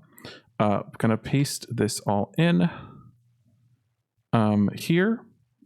And then what we're going to do, we're going to git add, we're going to commit the deploy workflow, and we're going to git push if I can type. So that should push. If I open up our repository, that should add the deploy workflow. If I go into actions, it is going to attempt a deploy. So I was testing this out a bit ago. I believe we still need to update a couple things here. So I think the first thing is we want to update this to be GitHub Actions for the page. So that is good. And let's see what else. I believe this is going to fail, if I'm not mistaken. Or maybe this is not going to fail. Okay, so now that I think there is one additional setting that you might have to ensure you have. So if you run into any issues, just let me know in the comments. There was one other setting that I had to update. And I can't seem to find it right now. Okay, I actually believe it was here. So if you go to Actions, General, scroll to the bottom, you might need to update the permissions here. It looks like I haven't had to just yet, but if we open this up, has our deploy just worked? Okay, it has not. And I am realizing that I forgot one important step. So that's my bad. Whoops, is this at least our actual Vite code? It is, okay, so I did forget one step, so that's my bad, and it's right here in the GitHub pages, so my deepest apologies, but we just need to add a base with the same name as our repo. So again, our repo name is jtc-wordle, so we just need to add leading slash jtc-wordle and a trailing slash. So now that we fixed that, we can just do git commit, or we have to, we could actually just have done a all-in-one command, but anyway, git commit and fix base. Okay, apparently my git add didn't work. Fix base. There we go, and let's push that. Let's go ahead and refresh here. That is going to kick off our workflow again. And so you'll actually notice that this is all automatic at this point. So if we update our code and push again, our deploy should be kicked off again. So if all goes well here, YouTube magic to skip ahead, and boom. And now you can either navigate directly, or if you go to pages within settings, you can click here and you will be taken to your beautiful Wordle clone, and it is deployed. You can access this anywhere. You can access this on your phone, and you are just good to go. And if we inspect this, you can see we built it in a way that's responsive to phone screens. Again, running through some of our awesome functionality. We have the really slick animation here. I am revealing part of the puzzle that I made, so bear with me. I'm not going to reveal any more. But yeah, this thing is just awesome. Congratulations, you have deployed your Wordle clone if you followed along. If you have watched this whole video, I would really appreciate if you could give me a like and just, tell me that you like what I'm doing in the comments. Let me know if there's something else that you would like to see, because I am excited to teach new things, to give you examples, to just build stuff and show you how I did it. So let me know. And if you could subscribe, that would also be awesome. I would really appreciate that. Thank you so much for watching, and have a great one.